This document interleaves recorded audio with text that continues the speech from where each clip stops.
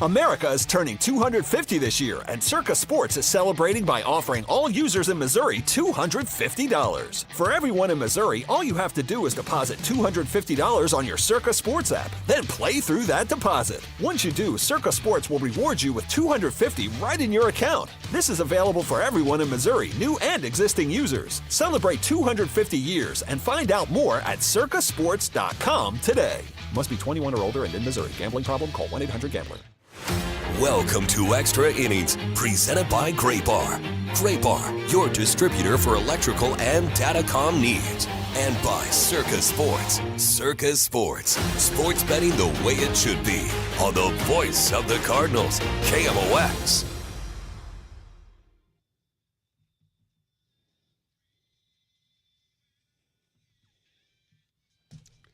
All right, that was a good win. Cardinals knock off the Orioles today as they're able to salvage a game in the series. They win today by a 7-5 score. Welcome into the Circa Sports Extra Innings Show here on KMOX. My name is Matt Pauley. Here's the plan, just so you know what you've got over not just the next 10 minutes or so, but over the next few hours. We'll do extra innings here for about 10 minutes or so, leading right into the 5 o'clock news with Michael Calhoun. After the 5 o'clock news, Kevin Wheeler will be here. He and I will do Redbird Rush Hour from 5 to 6, and then I'll be back solo again starting at 6 o'clock for a Gray Bar Sports Open Line, which will go 6 to 8, and we'll be talking a lot of Cardinals baseball today. So for those of you watching on the video stream, you will not have to change anything out in terms of the stream. We'll have all three programs for you: Extra Innings, Redbird Rush Hour, and Sports Open Line, all on this one single stream, and hope you stick with us for that. And for those of you who are listening on the radio or on the Odyssey app or wherever you might be listening to us, just don't go anywhere. Just be with us all the way. Really, that's just a good plan for life in general. Always have KMOX on, and you'll be in pretty good shape. That's a good win. Good win for the team. Not an unexpected win, just in the sense that in baseball, anybody can show up to the ballpark on any given day and win a ball game. But I guess unexpected in the sense that if they were going to win a game in the series, maybe this wasn't the game that you thought they were going to win, where you're on the losing streak. Things are not going especially well for you. Some of these games lately, it's almost felt like they've lost. I was about to say they found ways to lose. That's an incorrect way to say it, but they've lost in different ways. That would be the better way to kind of put definition to what's been going on. But this team deserves a lot of credit for the way they played today. I think it starts with Gordon Graceffo. 3 no-hit innings, 9 up, 9 down.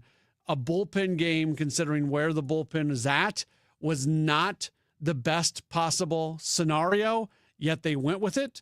And the bullpen, for the most part, did its job. The game got tight. The game got interesting at the end. But just think what this game would have looked like had you not gotten 3 innings out of Gordon Graceffo. You might not have been able to go get Justin Brule when you went and got him, right? There's some things that happened in this game that might have played out a little bit differently.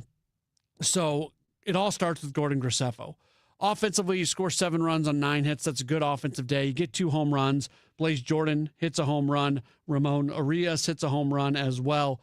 That was good to see. And if you listen to me a lot, you know I'm a big believer.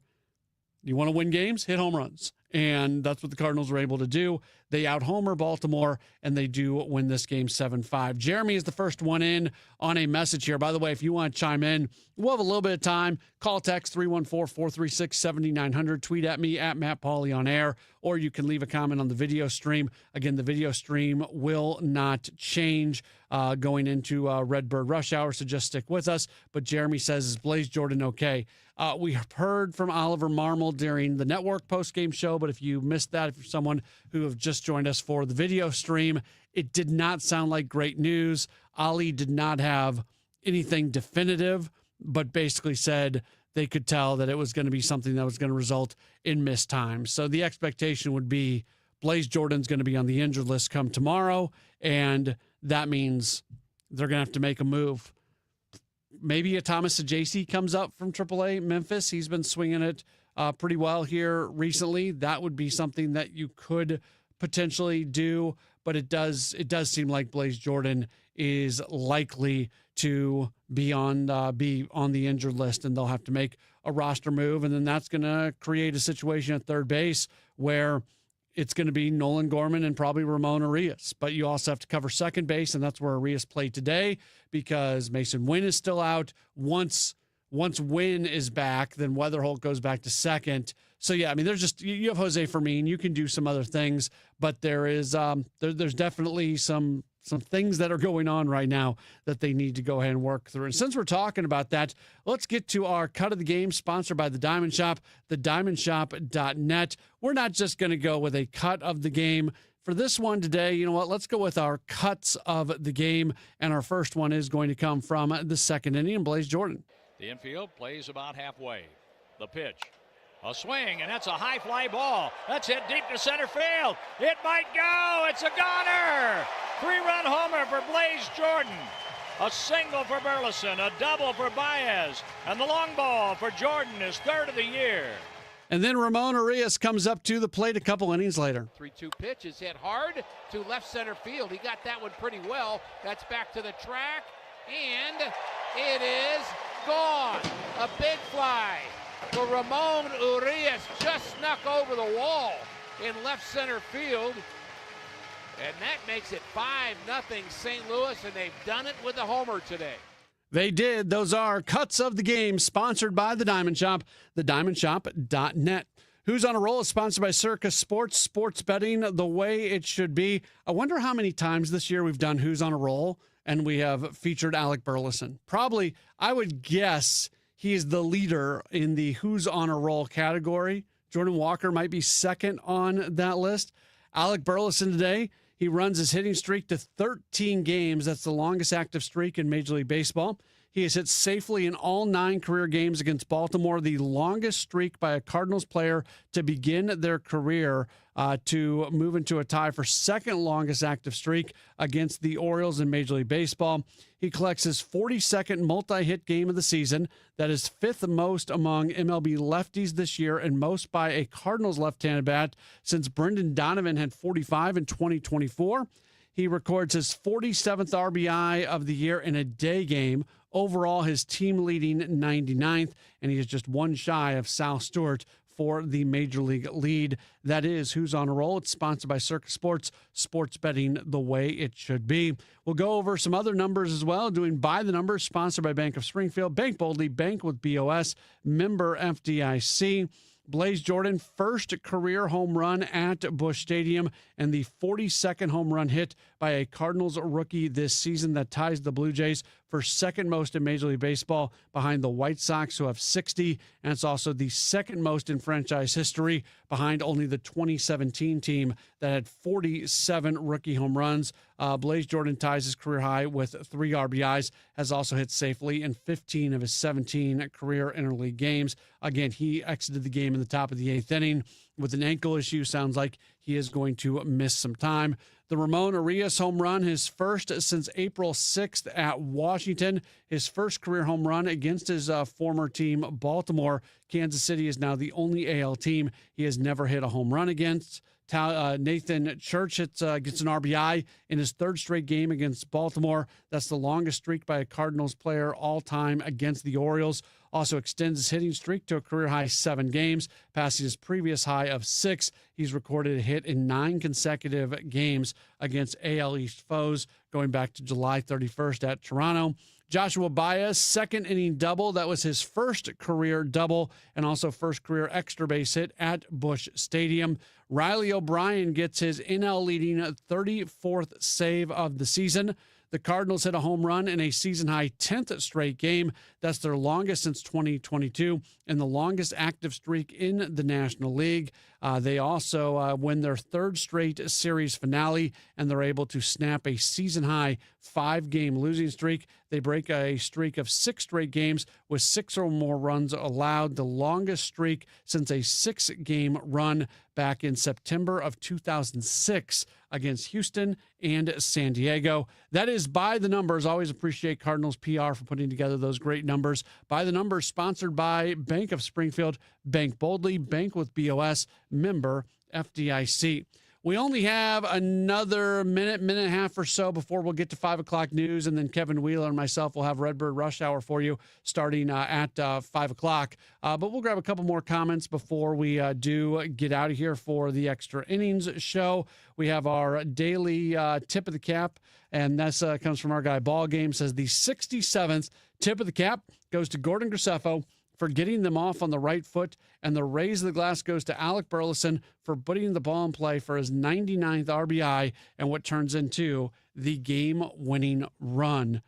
Yeah, look, I really think Gordon Graceffo is the guy who makes all of this happen today, and I realize you can't win games unless you score runs, and they had a really good run-scoring day, and they hit 2 home runs, but this is just one of those days where if you don't get just a little bit of length out of your initial out-getter and also some success all at the same time, this game might go in a very, very different direction.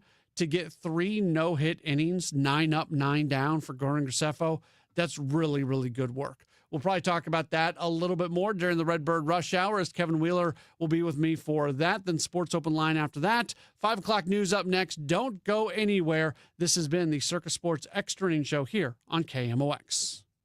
The Diamond Shop, making St. Louis sparkle for over 100 years, offers a wide selection of engagement and wedding rings, fine jewelry, and watches to suit your style and budget. Visit us at 12 North Central Avenue or schedule a virtual appointment at thediamondshop.net.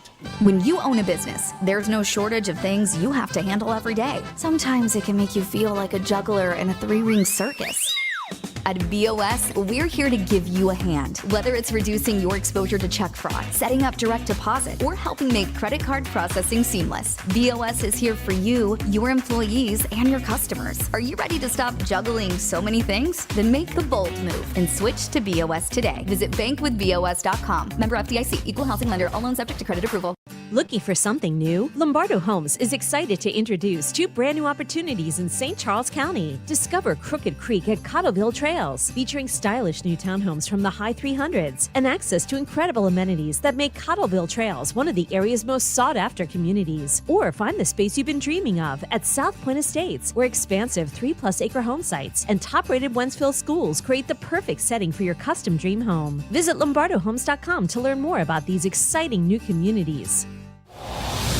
Traffic from the MichaelsFlooringOutlet.com Traffic Center. Well, we have a crash report at South 270 right before 55. I'm not seeing any real delays of any consequence there right now. South 270 is slow south of Olive down to about Doherty Ferry, approaching Gravois, and then just a little busy past Tesson Ferry. But we'll keep tabs on it. Got a crash they were clearing in the center lanes. Westbound 44 at Kings Highway. Westbound 44 is jammed back to 55. Westbound 64 is jammed from Grand out to Clayton Skinkers. Slow to Big Bend. It's slow again. McKnight in pockets out to 270. And eastbound 64 east of Lindbergh, we have an incident. It's jammed at 270. I'm Roger Brand in the MichaelsFlooringOutlet.com Traffic Center. News, talk, cards. KMOX AM St. Louis. KMOX FM Hazelwood. Always live on the free Odyssey app. At 5 o'clock, we've got sunshine downtown at the Arch. It is 83 degrees. Missouri U.S. Senator is launching an investigation into those flock cameras. U.S. Senator Josh Hawley sent a letter to Flock CEO Garrett Langley on Wednesday asking him to produce documents showing what protections the company has in place for the personal data it collects. The letter makes reference to a statistic Flock boasted in June, saying the company's network included over 120,000 AI-powered cameras across 49 states. The letter says Flock's internal practices are the only safeguards for Americans' data and reads in part, quote, Congress never authorized the network your industry has built. Hawley requested a response by September 8th, which is less than 2 weeks away. Jade Aubrey, KMOX News. The second of 2 audits into the city public schools has also given the district a rating of poor. Unfortunately, the report we're sharing with you today does not paint a flattering picture. Auditor Scott Fitzpatrick says his report found communication issues from the top of SLPS and their board, a failure to adequately sell vacant buildings, allowing them to fall into disrepair, and a failure to recoup millions of funds from the Missouri Central Bus Company when they canceled their contract in March of 2024. Fitzpatrick says these issues show there needs to be a conversation about changing the district's leadership structure. And I'm encouraging the Department of Elementary and Secondary Education, and if necessary, the legislature, to explore options to ensure effective leadership for the district. Sean Malone, KMOX News. Is sports betting having an impact on officiating? A professor at Southern Illinois University, Edwardsville, has been studying that question. Ariel Balasan, chair of the Department of Economics and Finance, tells KMOX he's analyzed the final minutes of NBA games, found that the refs made fewer incorrect calls against underdogs, especially the home team, in games with narrow betting margins. He speculates about the possible reason officials might be more careful with calls in a tight game. There have been reports of death threats and threats against families from people that are betting against the referees. Turn your eyes to the sky tonight, says Dave Murray. Michael, our nice weather continues, but I've got a little astronomical information for you. The full moon is coming up Thursday night into early Friday morning, and with that, we have a partial eclipse of the moon. And it will be Thursday night into early Friday as far as the whole process taking place. The max is going to happen at 11:12 in the evening here in St. Louis, so that would be Thursday night, and it looks like about 96% coverage, and right now the weather is looking great. From ABC News. Amid the ongoing trade war with Canada, President Trump signed an executive order today. We're going to be changing the name of Lake Ontario, effective immediately, to Lake America. That's going to take place right now as I sign the order. The Trump administration has imposed 50% tariffs on a wide range of Canadian goods imported into the U.S. The business who imports the tariffs pays the tariff. President Trump formally signed a proclamation to temporarily lift some tariffs on imports of beef beginning September 1st. The goal to lower the price of beef in America. But ABC's Karen Travers says the move has angered Republicans, ranchers, and other supporters. Places that the president normally has significant, strong support and doesn't get public backlash. The president had said last week he was going to suspend tariffs on imported beef as a way to reduce costs for Americans. Of course, the price of beef is very high right now because the price of fuel and fertilizer is high, and that makes cattle feed very high. So farmers and ranchers have been struggling right now. There's also a really big demand for beef in this country. Missouri is moving to expand rest area parking to help trucks better stay out of the way of traffic. They had a ribbon cutting this morning in Concordia, Missouri to kick off the beginning of the expansion of the 4 rest areas along east and westbound 70, including the one in Wright City, to add additional truck parking spaces to eliminate trucks parking on and off ramps during the day and overnight hours. They're going to more than double the available spaces in these rest areas in addition to the 2,000 spaces already privately owned across the state along I-70. The project is scheduled to wrap up by 2028. Roger Brand, KMOX News. Six Flags. It's playtime. Six Flags St. Louis is now Mid-America Adventure. The logo change has taken place. The Six Flags sign at the park's main entrance has been taken down. 2027 season passes are now on sale. Park spokeswoman Elizabeth Gotway tells KMOX. We started Monday swapping stuff out to have it ready so that we could, present it to the press and on social media today. But it's been a lot. It's been kind of a marathon. And it's time for the Wall Street Wrap, sponsored by Stifel and Ophthalmology Associates with Stifel Director of Investments, Eric Roberts. So how do we finish up today? Well, stocks rallied today. The S&P 500 advanced 0.7%, closing at 7,730. The Dow gained 105 points, or 0.2%, closing at 53,569. The Nasdaq jumped 1.6%, closing at 26,541. Investors anticipating what the Fed chair is going to say. That's what we're looking forward to tomorrow. Today, we got to cheer strong earnings, particularly among tech companies. But now attention shifts to tomorrow's high-stakes speech from Federal Reserve Chairman Kevin Warsh at the central bank's annual Jackson Hole Symposium. Warsh is expected to speak on the recent increase in long-term Treasury yields as investors look for an understanding of his operating principles as Fed chair. That is Stifel, Director of Investments, Eric Robert. Thank you. That's the Wall Street Wrap on KMOX. It's another pretty evening around town. Clear skies will dominate with that big, bright moon in the sky, the partial eclipse of the moon, the peak happening a little bit after 11 o'clock with 96% coverage. Should be pretty. 64 for the low. Friday, sunny and 88. Friday night, partly cloudy, 66. Saturday, a nice start, sunny near 90 in the afternoon. Then Sunday, sunny, hot and humid, 98. From the Saliga Heating and Cooling Weather Center, I'm meteorologist Dave Murray on 104.1 FM. KMOX. And at the moment, downtown at the Arch, we've got sunshine. It's 83. The feels like is 85. I'm Michael Calhoun, KMOX News. Traffic from the MichaelsFlooringOutlet.com Traffic Center. Well, they're still working this crash involving a tractor-trailer that T-boned a car westbound 44 between Vandeventer and Kings Highway. Now only the right lane is open. So, again, westbound 44 is a solid jam at 55. If you're going home on westbound 64, you're bumper-to-bumper west of Grand out through Clayton-Skinker, slow to Big Bend. It's slow again west of McKnight out through Clayton-Worcester. We had an incident eastbound there just east of Lindbergh. Eastbound 64 is backed up coming off the 270 ramps. Westbound, of course, approaching Clarkson to Topgolf is slow, and it's backed up 364 to 70. Westbound Highway 70, you've got heavy traffic, Cypress out to the Rock Road, 94 to Zumbell, Lake St. Louis all the way out through 61. Eastbound 70 slows east of Kings Highway all the way over to the Museo Veterans Bridge. South 170 delays south of Olive to 64. Westbound 370 is backed up from the Mills out to 141. Southbound 270, Olive down through Doherty Ferry. Then there's a little slowdown at Gravois and approaching 55. We had a minor crash reported there. Southbound 55, heavy between Butler Hill and Mattermack Bottom. Eastbound 64 on the Poplar over to the 70 split is heavy, and then it jams 157 most of the way to 159. Next update at 5:20 from the MichaelsFlooringOutlet.com Traffic Center. Brought to you by Eamon Gantner and Capriano, YourEstateMatters.com. Hi, Margaret with Eamon Gantner and Capriano. Before you packed your child off to college, did you get a power of attorney for them? Eamon Gantner and Capriano, YourEstateMatters.com. The choice of an attorney is an important decision and shouldn't be based solely on advertising. News, traffic, and the latest on the Redbirds. This is the Redbird Rush Hour on KMOX. Sponsored by Busey Bank. Building community with Busey Bank. Beyond the game. And by St. Luke's Hospital. St. Louis's #1 heart hospital.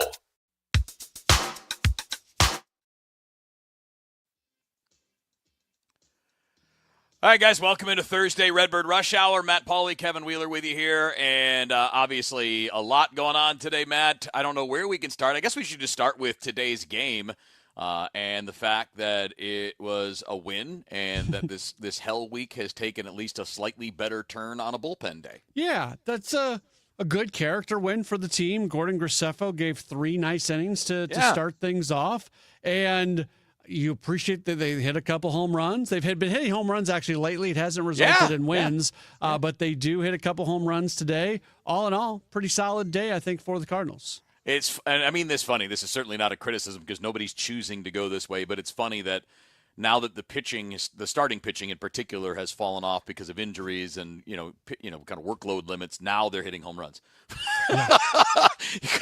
Go back like 3 weeks when this pitching staff had been like nails. The rotation had been pretty good for about 2 months, and all the home runs disappeared. So I don't know. It's one of those weird seasons, like when one thing falls off, another thing picks up, but it's hard to get it all going at the same time. Yeah, it's been very few times where sometimes you just talk about like the complete ball game. A team just puts it all together, all aspects of it. They haven't had many of those this year. They've just found ways to win. Yeah, the one thing that has been pretty consistent has been defense.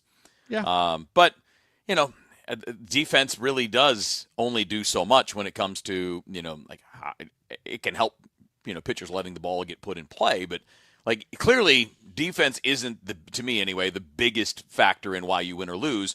But it can be what hurts other elements of the game, like hurts your pitchers if it's not good. Yeah, when you force your pitchers to throw more innings, if you play a lot of tight games and you have look at the Cincinnati Reds. They lost that final game of the series against the Cardinals because they had a bad defensive play, and they've been a bad defensive team all year long.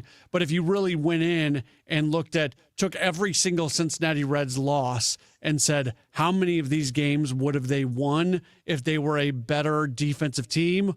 Well, we know one for sure. I don't follow the Reds on an everyday basis, but I can't think it's many more than 1 or 2 more over the entire year. You rarely lose a game in that fashion. It happens. It definitely happens. There's value to it, and there's residual value as well, which is the point you're trying to make, Kevin, about you can take some bullets off the arm of a pitcher by having good defense behind them. But in terms of the difference between winning and losing, I don't think defense makes that impact that often. No, I think that's why you can look at how teams prioritize it when it comes to what do they spend money on. Do teams spend money on defense? Generally, no. Not typically. There are examples, but Nobody who is a defense first player makes top dollar. No. Nobody. And that tells you how teams view it. Teams look at run production and pitching, high-end pitching in particular, strikeouts in particular, as the areas to spend on. I mean, I remember getting in arguments with people about Michael Ciani, Yeah. where I was basically saying, this guy, if he got let go by the Cardinals, there's no guarantee he's going to get picked up by somebody else. And people thought I was just the dumbest person in the world by saying that. And I remember being in an argument with somebody who was just really believed that Michael Ciani was going to be the next 10-year all-star center fielder for the St. Louis Cardinals. And you go look at his career since leaving St. Louis, and it's been multiple DFAs, very little major league time. It's just he is a superb defensive center fielder. He can't hit. He doesn't really get major league opportunities. Yeah, I mean, since the Cardinals moved on from him, he has one major league at bat. So I think that makes the point. Yeah. Hey, look, because again, it doesn't mean he's not a great defender. He is. But you got to be more than just that. And, of course, that's what kind of sets you up to be a powerhouse team. You got to have offense. Yes, you do need to have defense. But if you don't have high-end pitching or high-end offensive production, your defense doesn't matter. Agreed. Okay. So from today, biggest takeaway to me is that you might have a partial solution to what's going on with your rotation in Gordon Graceffo. And I say partial because you can't put him in a spot where you're going to be like, okay, Gordon, we need you to go get us 5 or 6 innings. I don't see why you wouldn't keep doing this, though, and maybe let him build up a little bit more as this month goes along, because he's a guy with kind of an in-between role in the bullpen, right? He's not a big setup guy. He's not a closer. He is definitely more of your innings guy. And I understand that creates another problem, but you don't have anybody else at this moment to fill that. And now that can change with Palante. Yeah. But I also think that Graceffo and Quinn Matthews might be a good tandem, whoever goes first. Because I'm not sure you can count on Quinn, and you certainly can't count on Leahy because they're going to limit him. So I think he's got a role, whether it's starting and pitching 3 innings or following one of those guys and going 2, 3, 4 innings. Yeah, I don't know. I don't disagree with the premise of what you said there, Kevin, but I also think Gordon Graceffo can be an important member of the bullpen, and I'd rather him get time in that role. If this is a year about players establishing themselves in roles that they're going to be in for the long haul, I'd rather Graceffo stay in that. And yeah, I mean, Jeremy even reminded us, and not reminded us, I think most people are well aware of the fact that, Graceffo was a starter in the minors. We know. But a lot of guys who are earmarked for the bullpen are starters in the minors. And then a lot of other guys, they come off of starting when it becomes apparent that they're going to be able to have a bigger impact or be able to stick around longer as a reliever. I really like Gordon Graceffo as a relief pitcher for this team. So all of a sudden for the final 5 weeks of the season, making him a starter, even if you're starting to build him up again, I think you kind of lose some momentum on what you want Graceffo to be long-term. I'll disagree. I don't think that what happens in the next 5 weeks changes anything for 2027. I'm just talking about survival. Okay. I'm talking about not rushing someone who isn't ready. I'm talking about getting enough out of what you have now to remain competitive without looking back at what we've seen these last 4 or 5 days. I don't think it's a perfect solution, and I certainly am not talking about making him a starter again long term. You have plenty of options for that. I mean, when you look ahead, if he's in your rotation moving forward, you've had a lot of things go wrong. Yeah. Because you have so many other candidates for 2027 and beyond. But I should also say, listen to what he said. We played the post-game audio from him during the post-game show. He talked about trying to approach this game the same way he would approach a relief outing. This was not a former starter looking to show he can start. He he viewed this as a relief outing where he happened to be the first pitcher of the day. Absolutely, and that's basically what I'm talking about, is while you're short, this is a potential solution. If you have 5 starters, well, no, you're not going to keep doing that. No. I'm not trying to make him a starter. I don't think he can be a starter. And actually, I have serious doubts about whether he can be anything more than a last guy or two in the bullpen. And I know his ERA is fantastic, but he doesn't strike anybody out. He gives up a lot of hard contact. He doesn't get swing and miss. He doesn't get chase. And I think it's a little bit like the McGreevy thing, which we're starting to see level out now. I don't think there's anything wrong with McGreevy. I think we're seeing the law of averages pop up. He was probably overperforming over the first 4.5 months of the year, and the law of averages are catching up a little bit. And I think Graceffo's kind of in that same boat where, his expected ERA is over 5. And I'm not saying he's that, but you don't overperform that by 2 full runs for very long. You generally don't. I agree with that. But I think he's two different guys if he's coming out of the bullpen versus if you're going to try to stretch him out a little bit. If we look, though, if we take a step back, because Andre Palante is supposed to be back very soon. He's not expected to have a long-term. So you have McGreevy, Liberator, Leahy, Matthews, and Palante. That's 5. Yeah. Do you want to do a bullpen game every 6th day as a way to give those guys more rest, or can you more utilize Gordon Graceffo more as the guy to back up Kyle Leahy? That's exactly right. Yeah. Where if Leahy's going to give you 4, you can get 2 to 3 from Graceffo, and those two guys are going to cover 6 to 7 innings on those nights. So just a straight piggyback in that type of situation. Yeah, exactly. Yeah, I'd say that's probably the way to look at it is. And whether it's him or Matthews, really, because it could be for either one depending on usage. Because Quinn's not showing us any ability to get deep into games either.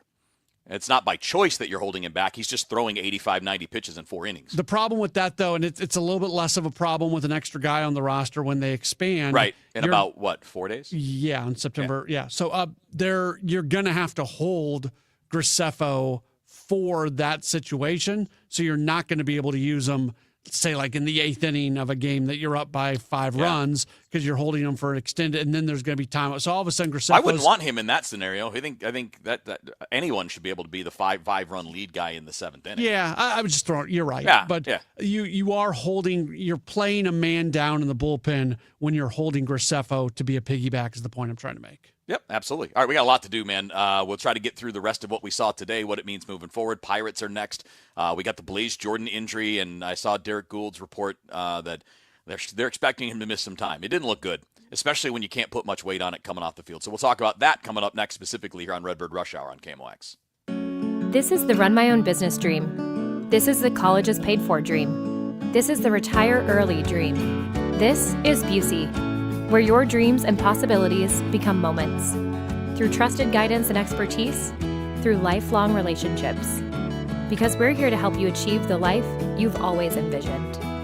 Busey Bank, building business, growing wealth since 1868. Member FDIC.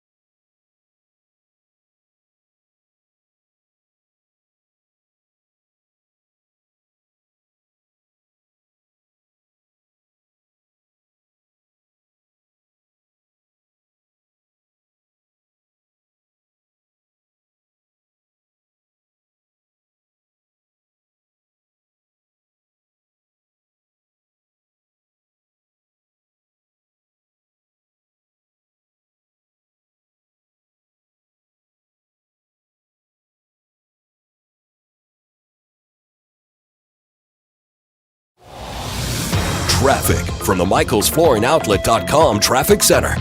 Well, better news for 44 drivers on westbound on Kings Highway if you're headed out of town right now. This traffic reports a service of S&L Coins. They cleared the crash westbound 44 at Kings Highway, or really between Vanderbilt and Kings Highway. Right now, the jam is from 55 to about Grand, then it's opening up pretty quickly. Westbound 64, you've got heavy traffic from Grand, and it goes all the way out through to about Big Bend. It's a little slow, Spady Ballas. 141 now to Topgolf, and from 364 through Lake St. Louis Boulevard out to Highway 70. Westbound 70 slow at the city limits. There's slow stuff. Cypress out toward the Rock Road or City to the Blanchette. 94 to Zembel. From 79 most of the way out to 61. There's just slow pockets. I want to talk about your USPS Ground Advantage reliable route. They're doing emergency repair work on eastbound 70 at the West Warrenton roundabout. West Warrenton Boulevard there before you get to 47. They have the right lane closed, and it is a solid jam back to Truxton. You may want to get off at Truxton, your reliable route to take the service road into Warrenton instead of the interstate because it's pretty much at a standstill out there right now. Southbound 270, you've got delays from Olive down to Doherty Ferry. After that, it's not so bad. South 170, Olive down to 64 is heavy. Westbound 370 backs up west of the Mills out to Earth City, and eastbound 64 on the Illinois side is still on the brakes east of 157 to 159. I'm Roger Brand in the Michaels Flooring Outlet.com Traffic Center. S&L Coin. We buy gold and silver coins, silver and gold jewelry. Also buying gold-filled and silver plates. Before you sell, call S&L. 314-544-3600. 314-544-3600. S&L Coin.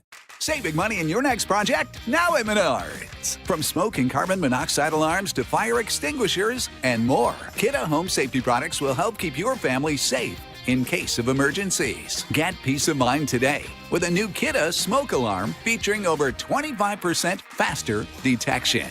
Plus, don't forget to check out our weekly flyer on Menards.com for all the great deals happening this week. Save big money at Menards. Men, if you're suffering from erectile dysfunction or PE, you're not alone. Most importantly, you don't have to live with it. Paramount Men's Medical Center restores men's sex lives in just one visit. Their painless breakthrough treatments eliminate ED and PE, even when Viagra and Cialis don't work. Here's Dr. Simovitz, specialist in men's health. Paramount Men's Medical Center's painless breakthrough treatments eliminate ED and PE, regardless of age or medical history. 98% of patients see instant results right in the office. Men are now lasting longer than they ever imagined. And the best part, at Paramount Men's Medical Center, your consultation and first treatment are free. Qualified patients even get their testosterone checked free. Call 314-720-8444. 314-720-8444. Take control of your sex life. Call now. 314-720-8444. Now, back to the Redbird Rush Hour on KMOX. Sponsored by Busey Bank. Building community with Busey Bank. Beyond the game. All right, Redbird Rush Hour here on KMOX. Matt Pauley, Kevin Wheeler with you here. Matt, let's talk a bit about Blaze Jordan. He had to play late in the game. I don't know what Gunnar Henderson was doing, running to third base with his team trailing on a ball hit right back to the pitcher. You got to make sure that clears the pitcher. Horrible base running. And a horrible, how do you even put this? Horrible attempt by Jose Soriano to throw. His feet were like his shoelaces were tied together, and he threw the ball 6 feet behind Blaze Jordan, which is why Jordan got hurt, because he was reaching back for that ball and trying to get to the bag at the same time and rolled his ankle. Stuff like that happens. It's not Soriano's fault. It's random, but it was a poor play by the base runner and a really poor defensive play by the pitcher. And actually a really good play by Blaze Jordan to recover, make the play, and get the guy out. Unfortunately, it sounds like he's going to miss time now. Yeah, Tom Amansky was not putting his check mark on That's anything. not going to show up with Fred McGriff in the video. Nothing, not the base running, not the defensive play. That was not approved by Tom Amansky. A bummer for Blaze. He hits the home run, his first home run at Busch Stadium. He's been hitting the ball in the air a little bit more. Hey, look, that's where I have my hope, man. Yeah. I'm hoping he's got a little Burley in him, where, Burley came up early. Wow, that rhymes. And swung at too many pitches, didn't hit enough balls in the air, and he's gradually worked on it, and now he's a dude. Yeah, so I hope we see him again. We did not, other than the fact that it was bad, he's probably going to miss time. That was the extent of the information that we were given from Oliver Marmol at the end of this game today. It seems likely that this is going to open up the door for Thomas Sajaci to come back, at least until Mason Wynn returns. So that might only be a 3-game sort of situation. Right. You've got coverage because you've got Urias, you've got Fermin, you've got Gorman. Like you got dudes who can play second, you got dudes who can play third. So the coverage isn't the problem. The problem is it seemed like Blaze Jordan was on an upswing, and it's a bummer that that upswing is going to stop with an injured list stint. Yeah, I mean, he's a guy that he has some tools, and he's really been hitting lefties this year, too. He hasn't really had a lot of success against righties, Blaze Jordan. But there's value in that. And also, like with Burley, who didn't used to hit lefties but is now starting to, this guy has a tool, the bat speed, that you can develop and work on and get better as you go along. He's going to have to work on his athleticism, I think, a little bit, too. I think he's fine at third base, but I don't think what the team wants is someone who you can just put there. I think they want somebody there for long term that's going to be a little bit more consistent and a little more rangy. He can be that, though. he can be that. An off season of working on agility and getting yourself, a little bit more explosive movement with some off season training. You could be that. He could be that. We spend way too much time looking at bodies and trying to make an assessment of bodies. That being said, I'm about to do that. Yeah, it's not about the body. I'm not telling you. I'm just watching him move. I don't care what he looks like. He could be 160 pounds. Yeah, Pablo if you're not Sandoval quick, is you're not quick. Yeah, Pablo Sandoval could he do was something chunky and he over was pretty quick. Yeah. So, but I was just, we saw Blaze Jordan a fair amount in spring training, and I was down on the field the other day during BP, and I was just looking at him, and to me, it felt like his body looked more athletic in that moment. So I think he's put in a ton of work, and I would expect that work to continue on. Yeah, I hope so, because I think he's got really good hands. He clearly has that bat speed that you can work with. But, first base is taken. DH is going to be a tough place to crack, as long as Herrera's here and with all the other bats that are coming along. You're going to have to be awfully good if you're going to take the full-time DH job. So that means third base is the spot, which means you're going to need to be a little more agile, I think, laterally. I think he's okay coming towards the ball. Me too. Absolutely. I think he's okay moving forward. He's not so great going back, but a lot of third basemen aren't. But it's more the side-to-side, the lateral quickness. And, again, it can be worked on. He's a young player. I've always thought he was an intriguing player. You do need to see more of what we've seen lately, Matt, which is, ball in the air. Ball in the air. But he's working on it. So, what are you going to do? When a guy's working on it, you got to let him have the time to figure that stuff out. Hopefully, through next spring, as we get into the regular season, he'll be able to do that. All right, we got more to do. Got more on the Cardinals. I might want to go on a little rant, Matt, about the big news today from Major League Baseball with the owners proposing their little window, because I think it's the stupidest idea in the world. And I'm going to tease it with this. We'll do it maybe in the last segment. I'm tired of the owners as a whole and Rob Manfred gaslighting us. I'm tired of them telling us that these changes are for us. They're not. That type of change is to suppress salaries. That's what it is. We'll talk more about that later on, but we got more Cardinals coming up next on Redbird Rush Hour. I'm not one to say I told you so, but I switched to Pure Talk over a year ago, and ever since, I've been telling people there's no better wireless company out there. Well, a few months ago, a massive survey was conducted. 123,000 people were asked to rate their wireless carrier in 4 categories: coverage, support, data, and overall value. Well, the results are in. Guess which wireless company was the only wireless company to get 5 stars in every category? Yeah, Pure Talk. 5 stars, every category. To celebrate, Pure Talk is offering the first 3 months of any plan for just $15 a month, including their top-tier unlimited plan. No contract, no commitment, just a very inexpensive way to test drive the only American wireless company with 5 stars in every category. Just dial pound 250, say micro, and Pure Talk's U.S. customer service will take it from there. Again, pound 250 micro. And yes, I told you so. When my wife and I got married after both graduating law school, we didn't have 2 nickels to rub together. Ultima had to give me her gas card just to drive home. We never could have imagined that one day we would have the largest injury firm in the world and $25 billion in money collected and counting. As good Catholics, we had 4 children fast. They all work in the firm today. Our family protecting yours. I'm John Morgan of Morgan & Morgan. But our greatest gift was years away, grandchildren. Today we have 6 and counting. It's the greatest joy that we have ever experienced. I think about them all day long. Our family promises to protect your family should you need us. Call us. It's easy. Visit forthepeople.com and make sure you hug your grandchildren. God's final gift to us. Morgan & Morgan, for the people. Injured? Dial pound law or visit forthepeople.com for an office near you. At 5:30, we've got sunshine downtown at the Arch. It is 83 degrees. This update is sponsored by Michael's Flooring Outlet, the flooring experts, michaelsflooringoutlet.com. President Trump has signed off on renaming Lake Ontario in the U.S. In the Oval Office, the president signed an executive order updating the name to Lake America for the U.S. Geographic Naming Service. That ups his fight with Canada, whom he calls the worst to deal with on trade. They feel entitled, and just we can't have that. The renaming is reminiscent of the president last year ordering a switch from the Gulf of Mexico to the Gulf of America. Now all we need is an ocean.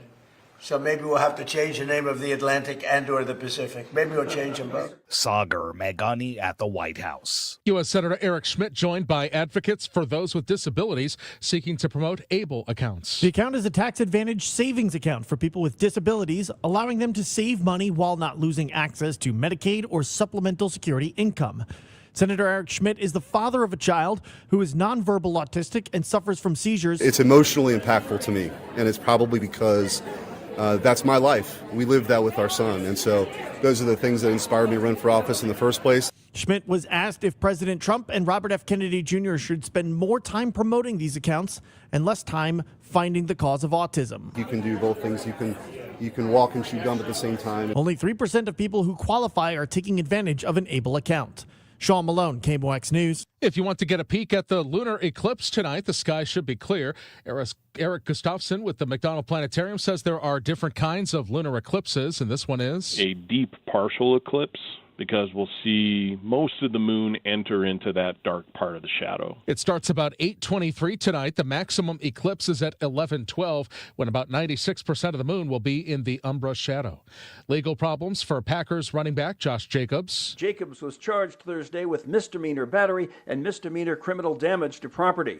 This according to Wisconsin court records. Each charge is subject to a fine of not more than $10,000 or not more than 9 months in prison, or both if he is convicted. The formal charges came more than 3 months after he was arrested following an alleged domestic violence incident at his home near Green Bay. The trouble began when a woman identified as Jacobs' girlfriend told officers she had been looking through Jacobs' phone and saw he had been talking to other girls. Correspondent Bruce Morton.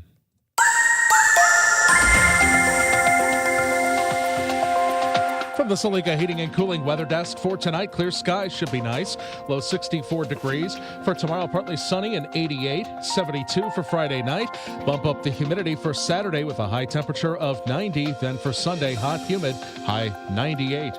Right now, we've got sunshine. It's 83 downtown at the Arch. Feels like 85. I'm Michael Calhoun, KMOX News. It's time for Building Community with Busey Bank, Beyond the Game. This week, we feature someone who has not let being blind stop them from working in sports and has also helped others achieve their dreams.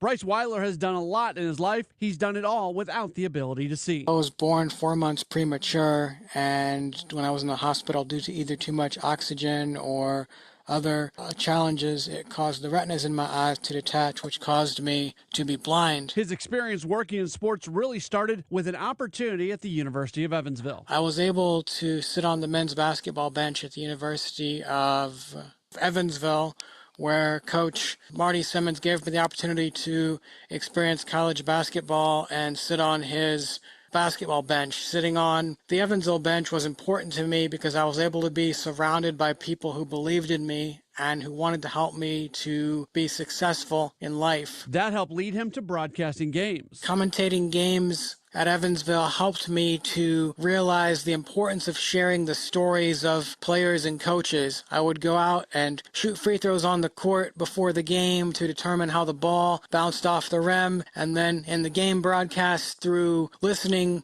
to the broadcaster but also listening to the action on the court, I could tell if the ball was going to get the bounce over the front of the rim or come back hard off the back of the rim. He has spent much of his life trying to help others, and that includes previous work with the Baltimore Orioles. With the Orioles, I ran a comprehensive program ensuring their social media was accessible, hiring for all groups, ensuring that the Orioles home stadium was as accessible as it could be, and going beyond the accessibility gaps to ensure that the stadium was accessible, and then also their spring training stadium in Sarasota. Also, when the Orioles became the first team in sports to wear the special jersey in 2018 for people who are blind, that was a day I helped set up when Baltimore wore Braille patches. With the fulfillment that he's experienced, he decided to help others by co-founding the Beautiful Lives Project, where they are powering possible. I wanted to help others to be able to live their dreams and to find people who wanted to help them them to achieve their goals in life. Just because someone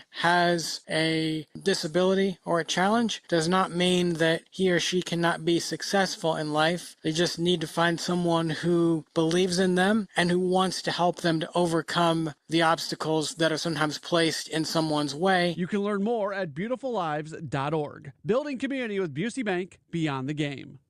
Don't let tax refund worries hold you back. File now with TurboTax on Intuit Credit Karma. They'll find every credit and deduction to help you get every refund dollar you deserve, or your money back. Start filing today in the Credit Karma app. I'm Tom Ackerman with this month's Siteman Cancer Center Spotlight. We are talking to Dr. Premal Thacker. So we're trying to actually educate our general surgeons if you're getting a hernia repair or a gallbladder out, and a woman is done with childbearing, even if they don't have an elevated risk for the development of ovarian cancer, to really get those fallopian tubes out.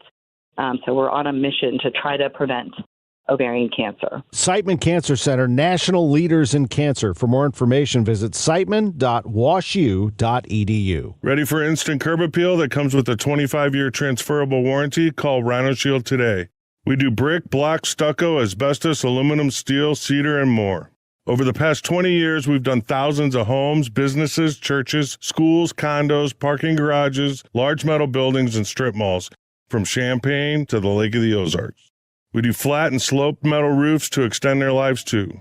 Proud to be veteran-owned and manufactured in the good old USA, so we're tariff-free. We're exceeding expectations every day. Evaluations are free. A+ rated with the BBB and a lot of 5-star Google reviews. Call 877-25-RHINO, 877-25-RHINO, or 877-25rhino.com. See what we did there? Genius. Tell them, ladies. Don't paint, don't Rhino, go Rhino Shield. Never paint your house again. Rhino Shield. My book club president says reading is, quote, not a competition. Well, I finished the book in one night anyway, so I win, Patty. I also got $365 in bonus bets just for betting $10 when I signed up for Bet365. No cliffhangers here, Patty. Just a happy ending. Bet365. Winning is everything. Gambling problem? Call 1-800-GAMBLER or 1-800-MY-RESET. 21 plus only. Must be physically located in Missouri. Claim an app. T&Cs apply. I'm with Mark Cantor of Cantor Injury Law. And Mark, why is it so important for you to be a local law firm? Well, being local means more than just advertising here. More than just a billboard on the highway. It means showing up here. It means supporting local events and local charities. But why is local so important? It's important because we know the law, we know the judges, we know the roads, and we understand the community. The choice of a lawyer is an important decision and should not be based solely upon advertising. You can count on Cantor. Visit CantorInjuryLaw.com. Soldiers Memorial Military Museum looks at American military history through the lens of St. Louis. From the Revolutionary War to the present day, the gallery showcases stories of local service members and delve into the city's wartime history. Outside, the Court of Honors includes monuments to those who lost their lives in World War II, Korea, and Vietnam. Open Wednesday through Sunday. Admission is free. Find information about special exhibits at mohistory.org/memorial. That's mohistory.org/memorial. Celebrate the month of August with Zero Res and buy 2 rooms of carpet cleaned and get 2 rooms for free. Plus, take 20% off air duct services and products. Book online at ZeroResSTL.com and take advantage of the great savings. Cha-ching! That's the sound of Lowe's Labor Day savings. Get up to 45% off select major appliances and save up to an additional $100 on select laundry pairs. Plus, get 3 bags of Miracle-Gro 0.75 cubic foot garden soil for just $10. Labor Day deals are on now at Lowe's, in-store and online. Valid through 9/9 while supplies last. Selection varies by location. See Lowe's.com for more details. Soil offer excludes Alaska and Hawaii. Broadcasting from the Scott Credit Union Studio, 104.1 FM KMOX. Traffic from the MichaelsFlooringOutlet.com Traffic Center. Well, we got that emergency repair work going on eastbound Highway 70 that they started in the 4 o'clock hour. It's eastbound 70 at West Warrenton Boulevard, west of 47. Right lane's closed. Traffic's jammed back pretty close to trucks. And eastbound 70 after that, Winslow Parkway and past 64 is backed up as well. South 170 are on the brakes. South of Olive down to 64. Solid bumper-to-bumper jam there. South 270, Ladue down to Doherty Ferry. 44 down toward Gravois, and then the right lanes approaching 55 are a little slow. Westbound 64 still a jam west of Boyle. Out through McCausland Bellevue area. It's approaching Clarkson to Topgolf, slow and delays again from 364 out to Highway 70. Southbound 55 just a little busy at Merrimack Bottom. Downtown, if you're on 44, there's barely a slowdown westbound to Kings Highway now. A couple of spots around Laclede Station Elm, but it's really not bad. Eastbound 70 delays east of Grand into Tucker, and eastbound 64 backed up east of 157 to 159. Next update at 5:50 from the Michaels Flooring Outlet.com Traffic Center. It's 5:41 in Mid-America. This time check being brought to you by Paramount Men's Medical Center. Now, back to the Redbird Rush Hour on KMOX. Sponsored by Busey Bank. Building community with Busey Bank. Beyond the game. All right, Redbird Rush Hour, and we wrap up here at 6 o'clock in Sports Open Line with my buddy Matt Pauley takes over. Matt Pauley, Kevin Wheeler with you here on Redbird Rush Hour. What are we missing? Anything from this week that we still need to get to? I know the Pirates are next, but we can talk about that tomorrow leading into Game 1. And they've been struggling too, so it'll be an interesting series. You're not getting Skeens, which, by the way, might not be terrible because the Cardinals keep beating him, and he's not been that great lately. Oh, he looked good in his last start. His last start was really good, but other than that, he's pitched poorly this year, and he's pitched well against the Cardinals and lost, and he's pitched poorly against the Cardinals and lost, but he's never beat the Cardinals in his career. Which is crazy. It is. It's absolutely crazy. So, I don't know. I mean, a lot of fans were freaking out today when Riley O'Brien came into the game, and I don't know what. He's your closer. He's your all-star. He has the third most saves in Major League Baseball and the most in the National League. If he walks in the ballpark today and says, I'm tired, I can't pitch, well, then you don't pitch him. But if he feels healthy and ready to go, you put him in there. You keep riding him. So I would push back on the people that were really upset that they went to O'Brien today. Also, who's the alternative? I saw some people say that you should have gone with Stanek, and I'm like, oh! I mean, people were yelling about him all year. Yes. Yeah. I mean, come on. Come on. It's fascinating. I mean, look, is he an elite closer? No. I mean, I don't think anybody is going to say you want to rank him up there. I know he is on the saves leaderboard, but I don't think anybody would be like, yeah, Riley's one of the 5 or 10 best closers. He's your best reliever. That's what he is. He's the Cardinals' best reliever, and he has had some blow-ups. But if you look at a reliever, Matt, we all know this. All it takes is 4 or 5 blow-up outings, and your ERA is screwed for the whole year. Yeah, like he's back above 4 for his ERA, and that's a real ERA. I think it's back under after today. Is it? Okay. Did he get back? But barely. It's 3.95. Yeah. Okay.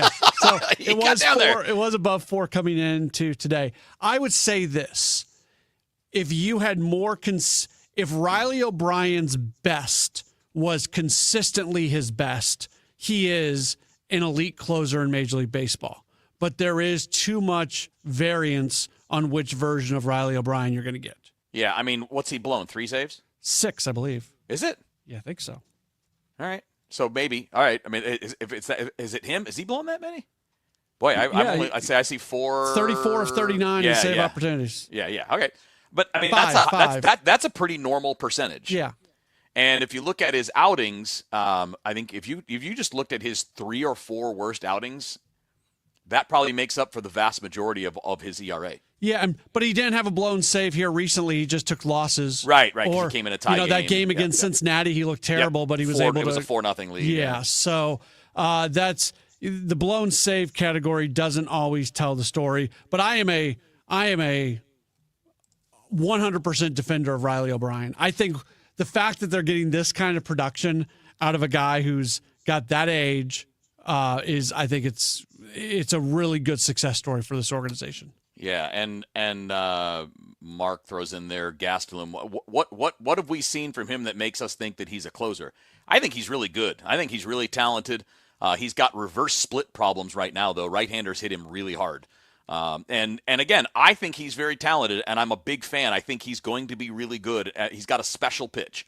And if his fastball gets a little bit better and that sweeper's just a factor, that changeup is all by itself is an out pitch. Why are we trying to make a dude that's been here for 15 minutes the closer? I mean, that's the thing. And like, what about his performance has been that much better than Riley's? I mean, he does have a few more strikeouts. He does miss more bats, but he also gives up more hard contact at this point. And it's going to change. I like the guy, but let's slow down. And that 27th out is different. He's been here for like 6 weeks, man. That 27th out is different than any other out. Let this guy get here and experience some success and experience pitching as a major leaguer before we start saying we're going to put you into the fire of being the closer. Like that's just, to me, it's too soon. How long did O'Brien work last year before he even got save chances? Like he didn't get anything until after Helsley was gone. So he spent 4 months in the big leagues, when he was healthy, working on, pitching and getting people out and all that. I mean, he's an older guy too. Like he's 31. It's not like Gastelum has been around that long. He's 24. Again, I'm a fan of the guy. I'm not saying he won't be your closer. Maybe he'll be your closer at some point next year or the year after. I'm not writing that off. I'm not saying he's never a closer. I'm saying now's not the time. Riley O'Brien's first save opportunity last year was on August 4th, and his first save was 2 days later on August 6th. So he pitched April, May, June, July. There were some injuries in there. He wasn't in there the whole time. Yeah, he missed some time in there, yeah. But it was not until then that – and it was by just – there was nobody. Him and Swanson shared it a little bit. Right. But yeah. But they liked Swanson more earlier because he could go multiple innings. Which he has not done. No. We need to get him back on the rails, man. Like, that guy's got really good stuff. They got to get him back on the rails for 2027. That's just a short aside for now. It's not a topic we need to delve deep into now. But getting him back to being even a solid reliever would be huge because his stuff is so good. Yeah, and sometimes I think there's a point, and we'll probably see him in the big leagues again this year, but you do cross a line with guys like that where it's, okay, this year's a wash, and now next year you see what you got with him. I just don't. I think you agree with me on this. I just don't think 2025 was a fluke. I don't either. I think the stuff was good. Now, he has had real problems this year, and there are some tangible reasons for it. One of them being his arm angle changed significantly. And I think that changed the characteristics of his pitches. I think it changed his ability to command his pitches. And he's got to get back to where he was mechanically. I do think, and I haven't really been able to lock in on this, and there's people who are better at locking into this stuff than me. I do think the Cardinals would tell you that he was good last year, but he was also one of the luckier pitchers coming out of the bullpen, where this year, whatever bonus you're going to get from luck, he just hasn't had. I mean, I don't know how lucky he was. The weighted on base was lower than the expected, but not by much. And the ERA was it was lower, but his expected was still 3.09, and he struck out 29% of hitters. Yeah. So I mean, like, don't get me wrong, there is some good luck. He's not a 1.94 ERA, right? He's more of a 3. Yeah. And I think that this year the luck has been against him, but not that much. Because his expected ERA is not that far off his real one. And pitch shape is definitely different this year. And it's because his arm angle dropped. Yeah, his slot dropped. And he has to live and die with that sinker. And I like it when he throws the sinker high in the zone. That's actually one of my favorite things that he does. But it hasn't worked. No. And by the way, side note, and we'll close this segment on this. That was what was wrong with Skeens. His mechanics were out of whack, and it was causing him to be on the side of the ball, less on top. He's not an on-the-top guy. He's definitely more of a three-quarters guy. But his mechanics got too side to side. It changed how his pitches acted, and people hit him. So when you get it right, that can be a fix for a guy like Swanson, too. It's just going to probably take an off-season to do it. That's just kind of where we are right now. All right, one more segment to go. I think we might do a little ranting, or at least I will, and I want to see if Matt wants to rant with me on the latest news about baseball proposing a free agent window that would close after 2 or 3 weeks in the offseason. I think it's this stupid idea, and I don't understand why anybody likes it, but we'll kind of delve into that next on KMOX. Lose weight or stop smoking with Hypnosis guaranteed, or your money back, only $59.99. Hypnosis, Thursday, September 17th, Radisson Hotel, Fairview Heights. Weight loss 5:30 p.m. Stop smoking Hypnosis 8 p.m. Or Saturday, September 19th, Holiday Inn, Creve Coeur. Weight loss 11 a.m. Stop smoking Hypnosis 2 p.m. Register at markpatrickseminars.com. Renewal by Andersen is the #1 window and door brand for customer service. Schedule your free inspection today. Call 877-WINDOWS. That's 877-WINDOWS. Or head to rbastl.com. When it comes to your health, exceptional care matters. At St. Luke's, nationally recognized physicians, advanced technology, and compassionate care come together to provide an exceptional healthcare experience close to home. St. Luke's is nationally recognized for excellence across multiple specialties, including being named #3 in the nation for cardiovascular care. Because when you need expert care, you shouldn't have to travel far to find it. St. Luke's, exceptional care, nationally recognized, right here at home. Learn more at stlukes-stl.com. Traffic from the MichaelsFlooringOutlet.com Traffic Center. Well, we still got a jam out west on eastbound Highway 70 coming in from east of Truxton into West Warrenton Boulevard due to emergency repair work that's in the right lane at that point. Westbound 70, Forestel, just west of Forestel, midway out to Wright City, you've got some delays also. Westbound 64 still backed up Kings Highway out through Clayton Skinkers, slow all the way to Big Bend. A little slow at Topgolf, still backed up a solid jam. Lake St. Louis Boulevard out to Highway 70. South 270 slow, 64 through Manchester, 44 most of the way down to Gravois. South 170 bogs down, Delmar down to 64. And on the Illinois side, eastbound 64 is backed up east of 157 to 159. Westbound 5570, you're jammed approaching 111 to a point just west of there. We had a crash there. And eastbound 70 downtown is slow between the McKinley and Musil Veterans Bridges. Next update at 5:59 for the MichaelsFlooringOutlet.com Traffic Center. Now, back to the Redbird Rush Hour on KMOX. Sponsored by Busey Bank. Building community with Busey Bank. Beyond the game.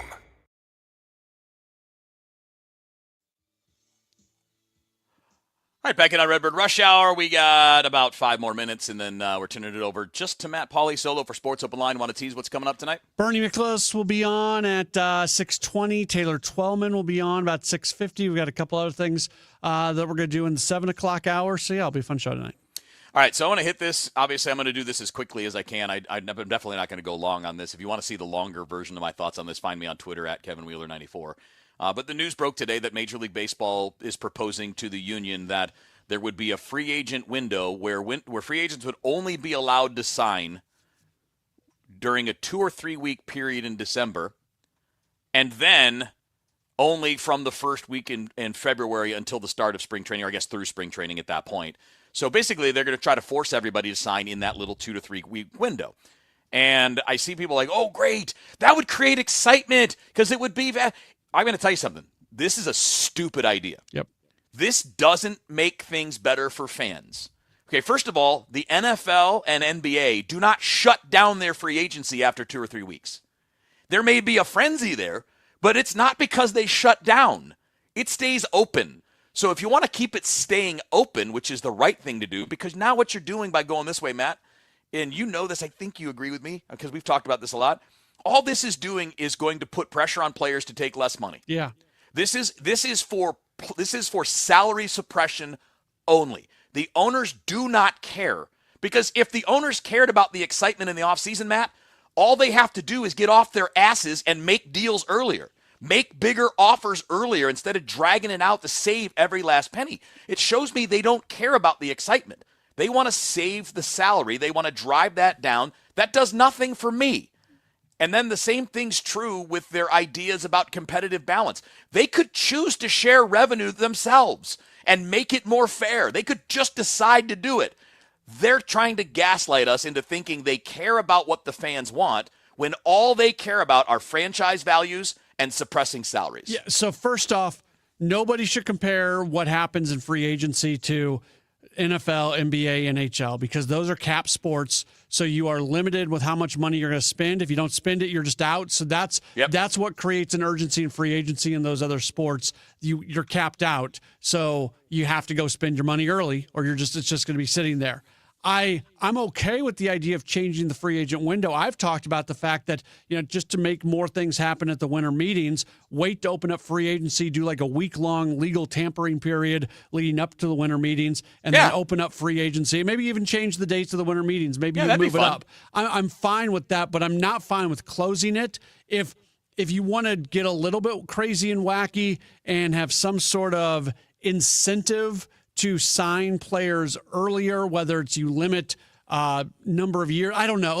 Hey, maybe you get to save a certain percentage on your luxury tax hit if it's done by then. Yeah. Like something like that. I am open to being a little bit creative in how to create urgency in signing in the wintertime, but to close down free agency and not open it up basically until you're a week out from pitchers and catchers reporting, that's insane. It shouldn't happen. I know that the proposals are just bargaining, right? I know it. But Major League Baseball has been doing a big push with commercials during broadcasts. Yeah, I don't like that at all. Services. No, it's propaganda, and they're gaslighting.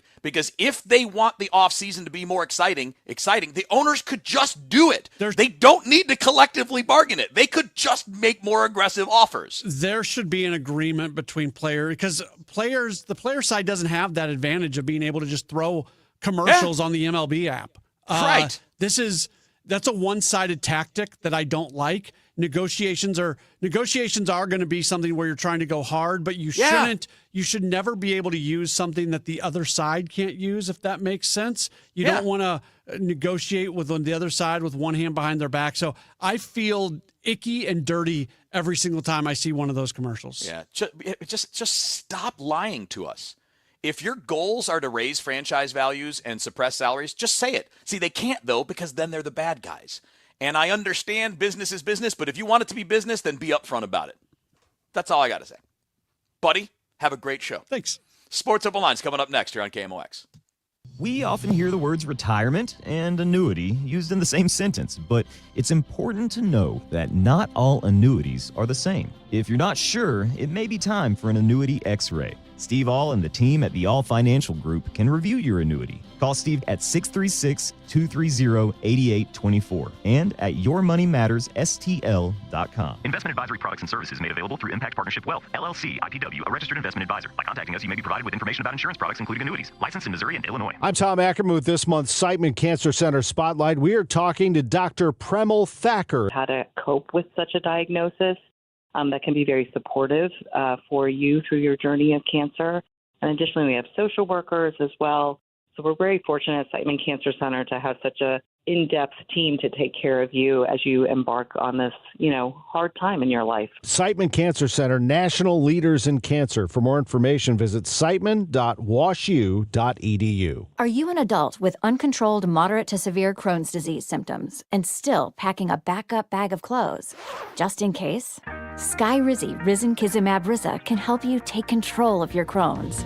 Feel significant symptom relief, including less abdominal pain and fewer bowel movements at 4 weeks. Plus, Skyrizi is proven to help people achieve remission and visibly improve damage of the intestinal lining. Individual results may vary. Skyrizi is a prescription injection medicine. Don't use if allergic to Skyrizi. Serious allergic reactions, increased infections, or lower ability to fight them may occur. Before treatment, get checked for infections and tuberculosis. Tell your doctor about any flu-like symptoms or vaccines. Liver problems leading to hospitalization may occur when treated for Crohn's. Ready to take control of your Crohn's? Ask your doctor about Skyrizi, the #1 prescribed biologic in Crohn's disease. Control is everything to me. Learn more at skyrizi.com or call 1-866-SKYRIZI. Where did you get that shine? Give your pockets a break at the Gloss Vault Car Wash. Under new ownership, and it's a newly equipped facility. For a limited time, on Tuesdays, silver washes are just $10. On Wednesdays is Wild Wild Wednesdays. All premium washes half price, and the bronze wash just $5. The Gloss Vault Car Wash, 3142 South Brentwood Boulevard. For a priceless shine at an affordable price. And a wash so fine, they'll ask, Where did you get that shine? The Gloss Vault. The 3-2 pitch with the runner going a swing. Ready to elevate your game? Join the MBA Sportscasters Forum on Tuesday, September 15th in St. Louis. Learn from Cardinals beat reporters, broadcasters, and Hall of Famer John Rooney as they break down play-by-play, reporting, interviewing, and covering the game. Then cap off the day with the Cardinals versus Giants at Busch Stadium. Step into the booth, sharpen your skills. Go to KMOX.com/events for details and registration. Traffic from the MichaelsFlooringOutlet.com Traffic Center. Well, we still got a jam out west on eastbound Highway 70 from east of Truxton into West Warrenton Boulevard, the Warrenton roundabout there. The right lane's closed for emergency repair work. Westbound Highway 70 is backed up Forestville most of the way out to Wright City in that construction area as well. Westbound 64 is on the brakes. Kings Highway through Hampton. It remains slow in a couple of spots out to about Big Bend, and it's still bumper to bumper from Lake St. Louis Boulevard on out to Highway 70. Southbound 270 slow approaching 44 most of the way down to Gravois. We had a minor incident. They cleared to the shoulder there. On the Illinois side, we had a crash. Westbound 64 just west of 111. Traffic's jammed midway back to Black Lane, and eastbound 5570 is heavy east of 203 into the area, and eastbound 64 backs up east of 157 to 159. For the Michaels Flooring Outlet.com Traffic Center. Celebrating 100 years of informing and entertaining. KMOX AM St. Louis, KMOX FM Hazelwood, the voice of St. Louis. News. I'm Michelle Franzen. Rescues continue across Nepal and Tibet following catastrophic mudslides and flooding throughout a popular tourist valley. More than 380 have died. ABC's Britt Clinton is in Kathmandu. More than 900 people are still unaccounted for here in Nepal, and China's state broadcaster says at least 558 are missing on the Tibetan side. So what we could be looking for is well over 1,000 people combined. Day 2 of jury deliberations resume tomorrow in the Lindsay Clancy trial. The mother is charged with killing her 3 children. Defense attorneys say Clancy suffered from postpartum psychosis. The president signed an executive order calling for Lake Ontario to change to Lake America, marking another hurdle in the brewing trade war with Canada. Tonight, President Trump is in Houston to campaign for GOP Senate candidate Ken Paxton ahead of the midterms. Severe storms targeting the mid-Atlantic and Northeast tonight, packed with heavy winds and the threat of floods. This is ABC News. A spokesperson for the UK's Prince Harry and Meghan, the Duchess of Sussex, have declined to comment, but multiple outlets are reporting that the duo landed in Harry's home country yesterday. The family also plans to stay for an extended period of time with the kids in school. ABC's James Longman has more. There are no official duties planned for the couple, and there's a perhaps telling silence from Harry's brother William. No comment at all on the return. We don't know how long the Sussex family will be staying for, but a source close to them says it's for an extended period of time. We do know that Harry will be working with his charities and preparing for the Invictus Games. They're here in the UK next year, and that Meghan is hoping to get back into acting. And finally, we do know that they have, of course, brought their dogs with them, Mia and Pula. Mortgage rates edging up again this past week, adding to the slump in the housing market. The rate for a 30-year fixed loan at 6.66%, according to mortgage buyer Freddie Mac. I'm Michelle Franzen, ABC News. At 6:02 downtown at the Arch, we've got sunshine. It is 82 degrees. Missouri's senior senator is speaking out against flock cameras. In a letter sent to Flock CEO Garrett Langley on Wednesday, U.S. Senator Josh Hawley announced his office is launching an investigation into privacy concerns regarding Flock's cameras. Hawley alleges Flock's 120,000 cameras installed in 49 states lack enough privacy safeguards. The letter comes after dozens of recent cases where law enforcement officials have misused the cameras and information stored in the Flock database. It references a recent incident of misuse in St. Charles, which prompted the county police department to stop using Flock cameras last Thursday. Hawley gave Langley until September 8th to respond. Jade Aubrey, KMOX News. After releasing his latest report, State Auditor Scott Fitzpatrick is calling for major changes at the city public schools leadership structure to be considered. Fitzpatrick's report found the district has mismanaged their vacant buildings, keeping them on their books despite some being decommissioned for over 2 decades. Every day a deteriorating building sits vacant. The district's paying to maintain an asset it isn't using, while also allowing its value to deteriorate. It also found misspending by the board for personal gain. Our auditors also found that board members spent approximately $75,000 on 9 conferences over 13 months. Fitzpatrick is calling on the State Department of Education and state lawmakers to explore other leadership structures for SLPS to find a long-term solution. Sean Malone, KMOX News. Your chance to see something cool in the sky is overnight tonight, says Dave Murray. Michael, you know I'm watching the sky all the time, but by the end of the week, we have something to really look at because we have a partial eclipse of the moon coming up, and it coincides with the full moon of August, known as the Sturgeon moon. And this will be late Thursday night into early Friday morning. We have this partial eclipse coming up. The max eclipse is going to be at 11:12 in the evening on Thursday, and the coverage should be about 96%. So it's not a total eclipse, but that's not too bad. We'll keep an eye on it. The weather looking good. A new study from SIU Edwardsville suggests that referees are more careful making calls in the final minutes of a game since sports betting became widespread. Ariel Belassen, chair of the Department of Economics and Finance, looked at years of reports on the final 2 minutes of NBA games. He found fewer incorrect calls against underdogs in games with narrow betting margins. Belassen says the finding could have future implications for team TV revenue. If fans start saying, well, hey, the games aren't called fairly, I don't really care about the outcomes, I'm not going to watch, suddenly fewer eyeballs means that TV revenue is going to start drying up. Belassen says there's no evidence officials are being manipulated. Instead, he says it may come from awareness of threats made against game officials by bettors. A new study says cell phone use may be involved in more auto crashes than originally believed. Auto Beat reporter Jeff Gilbert. The Insurance Institute for Highway Safety comparing connectivity data with police reports and found cell phone use prior to crashes is undercounted by a factor of 7. No surprise to researcher Amy Cox. We've always known that cell phone use is underreported in police crash reports. At least we've always hypothesized this. And this showed us new insight into how we could better quantify that. The cell phone use was a mix of handheld and hands-free, as well as use of cell phone apps like navigation. Cox says it underscores the need to not let devices or conversations distract us while driving. The amusement park in Eureka is officially rebranding. Batman, the ride. At Six Flags St. Louis. A sign at the Six Flags main entrance has come down and been replaced with a Mid-America Adventure sign. The amusement park opened in 1971 as Six Flags over Mid-America and was renamed during this ownership change from Six Flags to Enchanted Parks. Many of the popular fall events are still slated to start next month, including Fright Fest and Boo Fest. Maybe you're headed to Eureka on 44. Let's get the information you need from Roger Brand.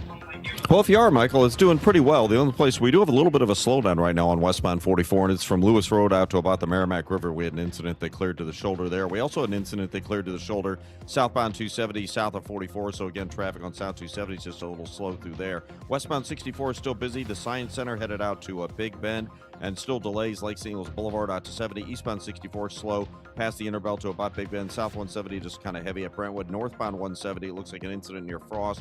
You're backed up near Hanley. On the Illinois side, eastbound 64 is still heavy midway up the hill from 157 to 159. And westbound of 5570 jams about midway from 255 through 111. It's a roadwork area, and we also had an incident. I believe it was a stall there. 70 out west, we have delays both ways. Westbound 70 backs up approaching Forest Stell, at least midway out to Wright City. And the emergency repair work eastbound 70 at West Warrenton Boulevard has the right lane closed and a jam east of Truxton. I'm Roger Brand at the Michaels Flooring Outlet.com Traffic Center.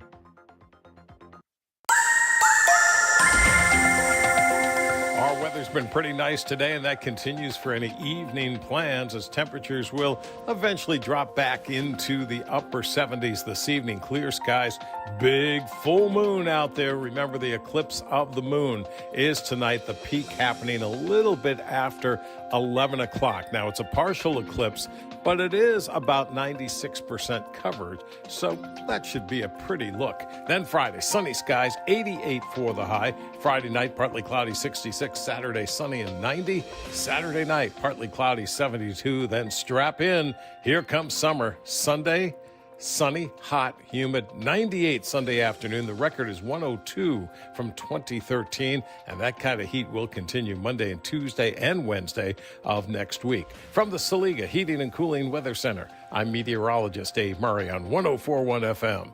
KMOX. At the moment, downtown at the Arch, we've got sunshine. It's 82 degrees. The feels like is 83. I'm Michael Calhoun, KMOX News. Come on, let's get going now. From KMOX Sports. We're primed and ready. All day, baby. Man, let's go. This is the Gray Bar Sports Open Line. Gray Bar, your distributor for electrical and datacom needs. On 104.1 FM, KMOX. All right, here we go. Welcome in. It is a Gray Bar Sports Open Line right here on KMOX. My name is Matt Pauley. Great to have you with us today. We've got a full program coming up. We are with you until 8 o'clock this evening. We have a number of guests who are going to be on. Our weekly conversation with Bernie Miklasz, that's going to be in about 10 minutes or so. Later on this hour, we're going to talk with St. Louisan and Apple TV MLS analyst Taylor Twellman. We'll get his thoughts on everything going on with City SC. It did become official today. Edward Leuven is, not today, yesterday, I should say. It became official. Edward Leuven no longer a member of City SC. So they continue to not lose games, win more games than they're even tying, but they're also moving on from players that fans are connected with. So we'll talk with Taylor Twellman and try to figure out how we wrap our hands around everything that's going on with City SC. Second hour, got the opportunity earlier today to talk with Justine Siegel. She's really a trailblazer when it comes to women's professional baseball. She is one of the first people to work as a coach in professional baseball, both just pro baseball overall and also affiliated baseball. And now she's part of the Women's Professional Baseball League, which is just getting off the ground. So we'll talk with her. We've got our Community Spotlight interview tonight as well as Bryce Weiler, who is the co-founder of the Beautiful Lives Project. Really interesting guy, was born without vision and has done some incredible things through his life. And in addition to him doing incredible things, he has helped other people do incredible things as well. So that's kind of a rundown of what we've got going on. We'll talk a lot of Cardinals baseball. Cardinals get the win today. That was a good win. Good win. They needed it. I don't know if this is the beginning of a bounce back for them. It's pretty remarkable, by the way. It's very, and maybe I'm not trying to talk out both sides of my mouth. I'm really not, because I see what everybody else sees. If you have this stance that what has happened over the last week, the Phillies series and the first 2 games of the Orioles series, if you've got the stance that is the beginning of the end for the team this year, I understand why you feel that way. I'm not telling you that you're wrong. You might be right, you might not be right, but I think it's a valid feeling. That's what I'm here to validate your feelings today on Sports Open Line. I think it's a valid feeling. But I also think it's funny. And what's funny about it is it's a 162 game schedule. And 5 days ago, 6 days ago, less than a week ago, this team was coming off series wins against the Yankees, the Rockies, the Phillies, the Cubs, and the Reds. Now, that Red series, was there some stuff that happened in that series that just simply was not good? Yes. Not running away from that at all. So maybe you felt even better coming off the Chicago series, more so the Cincinnati series. But the bottom line was they still found a way to win the series. So you're talking multiple week period, most of the month of August. That Yankees series started on August 3rd. And there was a period from August 3rd to, I think, maybe at the beginning of the Cincinnati series that the Cardinals had the best record in baseball. I think they had a top, I'd have to go back and do the numbers, and it's not worth doing because you'll get the point. The Cardinals record from August 3rd to August 17th, so 2.5 weeks, was a top 3 record in all of baseball during that period. And then they had a bad week. Bad week. I get it. And it felt like I'm going to use the word goodwill because I don't have a better word to use here at the moment. All the goodwill that had been built up during that period, everything that had been banked there, all of a sudden, they have the rough weekend against Philadelphia. They lose the first 2 games against Baltimore. And the narrative 100% totally and completely changes to, well, this is the beginning of the end. And maybe it is. Again, I understand why people feel that way. I'm not trying to tell you you're wrong. I'm trying to put a spotlight on kind of the wackiness of this baseball season and the wackiness of what's going on right now, where a week ago you felt great about this team, and a week later, when the season is 162 games and it's the better, what is it, 24 weeks long, 6, 12, 18, yes, again, it's a lot of weeks long, 1 week, and everything is done for. So can the Cardinals bounce back from this? They've got a 3-game series against Pittsburgh that feels really important. Feels like you have to take 2 out of 3 if you want to kind of stay afloat. It'd be really nice if you could find a way to sweep that series against Pittsburgh, because then you're going to L.A. to take on the Dodgers, and you're going to wrap that up with a series in Colorado. And even though the Rockies are not very good, you're playing on the second leg of a West Coast road trip. Sometimes that takes it out of you. And then you go to San Francisco for the third leg of a West Coast road trip. So I would rather see them play the Dodgers actually at the beginning of the, you know what? I don't know. I'm trying to think, because sometimes you just get beat down and you lose to lesser teams at the end of trips. So maybe actually there would have been value in playing the Dodgers at the end, because if you're going to lose games to the Dodgers, but you're also going to lose games at the end of the trip no matter what, again, we'll see what it looks like when all is said and done. But it's interesting to watch what's going on with this team right now. They don't have a lot of pitching. Injuries are biting them. Blaze Jordan goes down today. We'll see when they're actually going to get Mason Wynn back, if he's actually going to be available when they open up the series against the Dodgers come Tuesday. But it is a very precarious situation that the Cardinals are in right now. Bottom line is, it is good. It is very good that they found a way to beat Baltimore today. They end that losing streak. They get back within a game of 500. So get back to 500, get back above 500, go from there. You can do those things against Pittsburgh this weekend.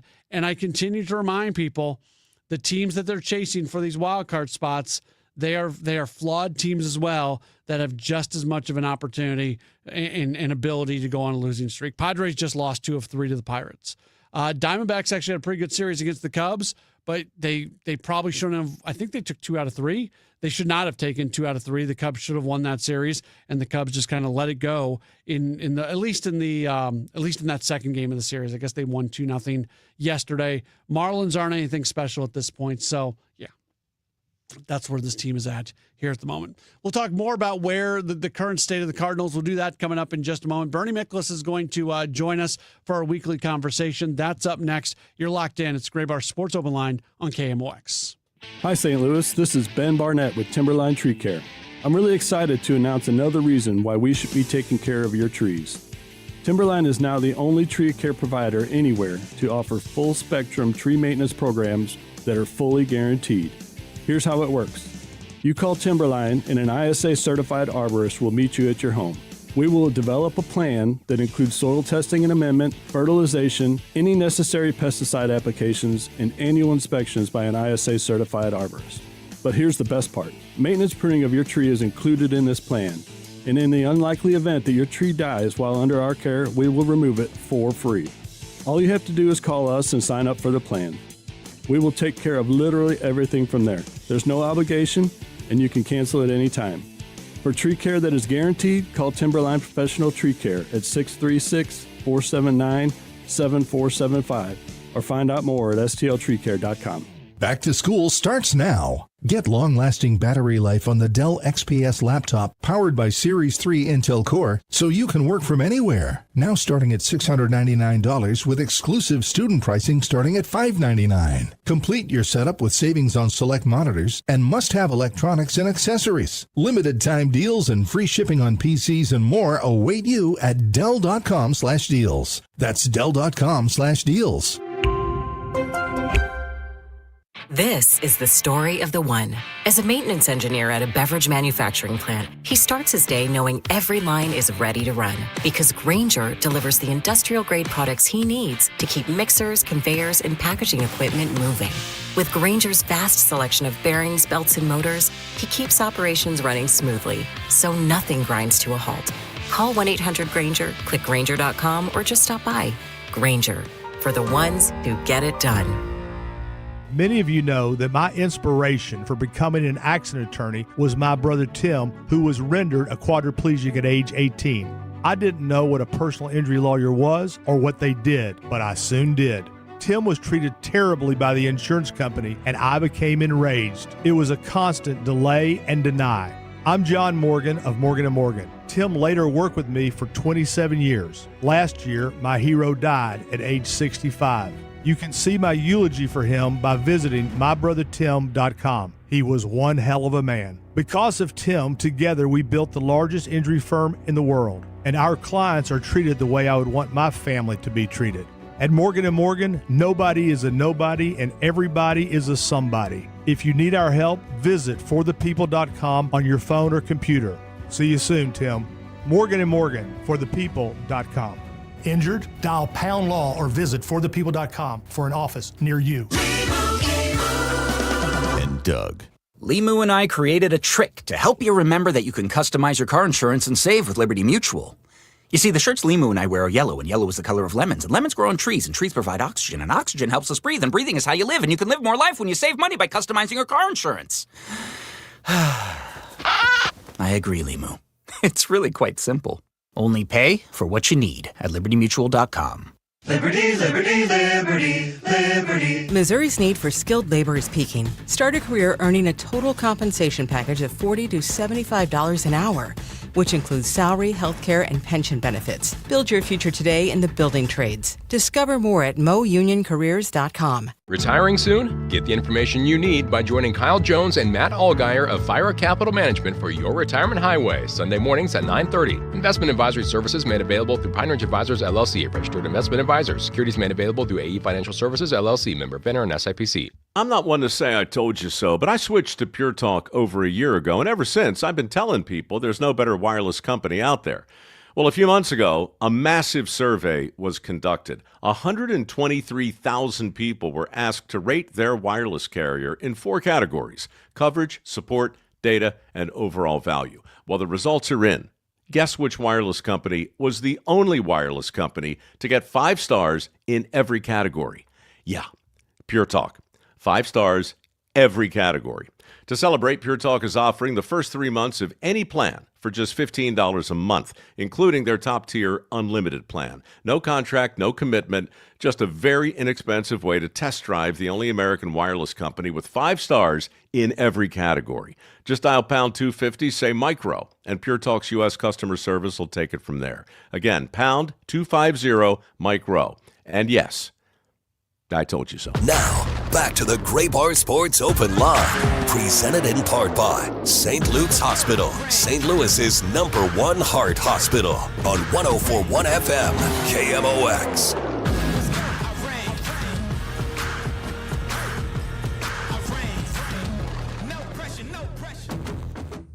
Back at it. It's the Gray Bar Sports Open Line right here on KMOX. We are efforting our friend Bernie Miklas. He's going to be with us here in the next moment or so. Do we have him? We do not. I don't think we have him quite yet.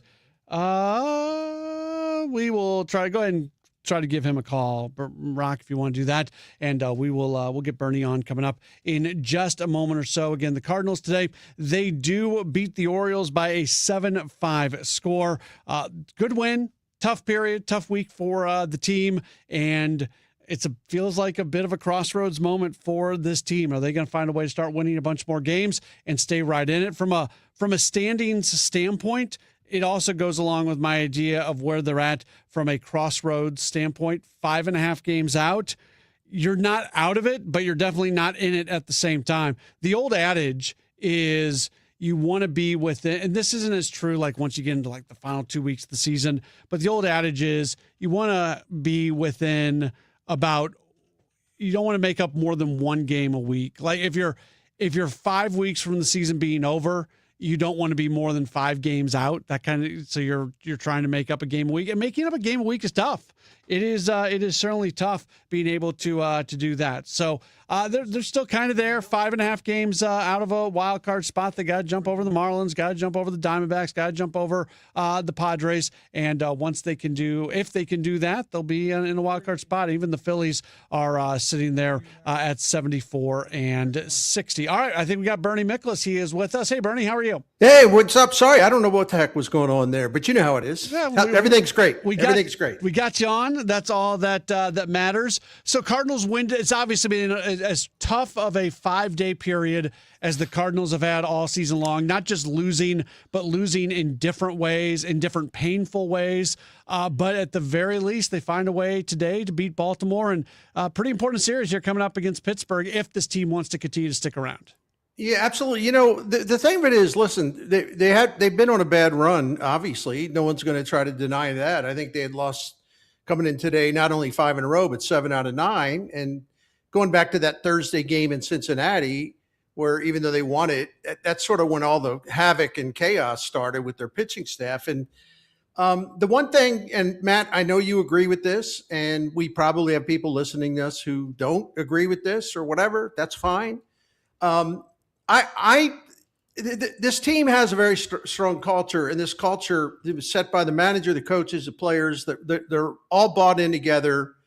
They all are in it together. It's a very strong clubhouse, and the thing about a strong clubhouse is that it'll hold the team together through tough times until you just get a fighting chance to kind of reverse the slide.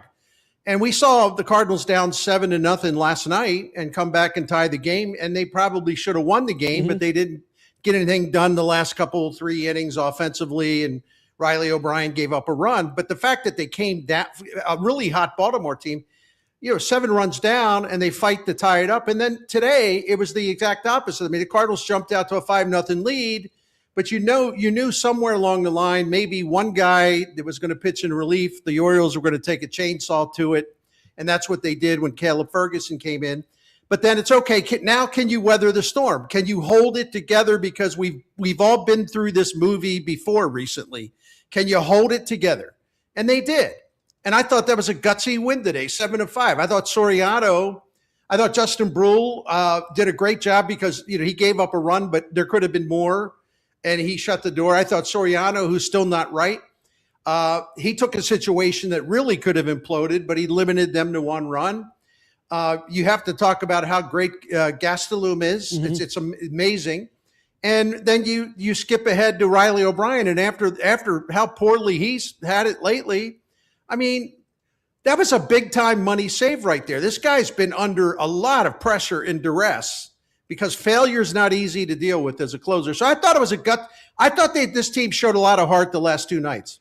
Yeah, as a closer, and he's such a young closer in his career. He first started closing after the trade deadline last year. So he just passed his first full year as a closer, and they didn't even refer to him as that last year. And he shared save opportunities last year with Matt Swanson.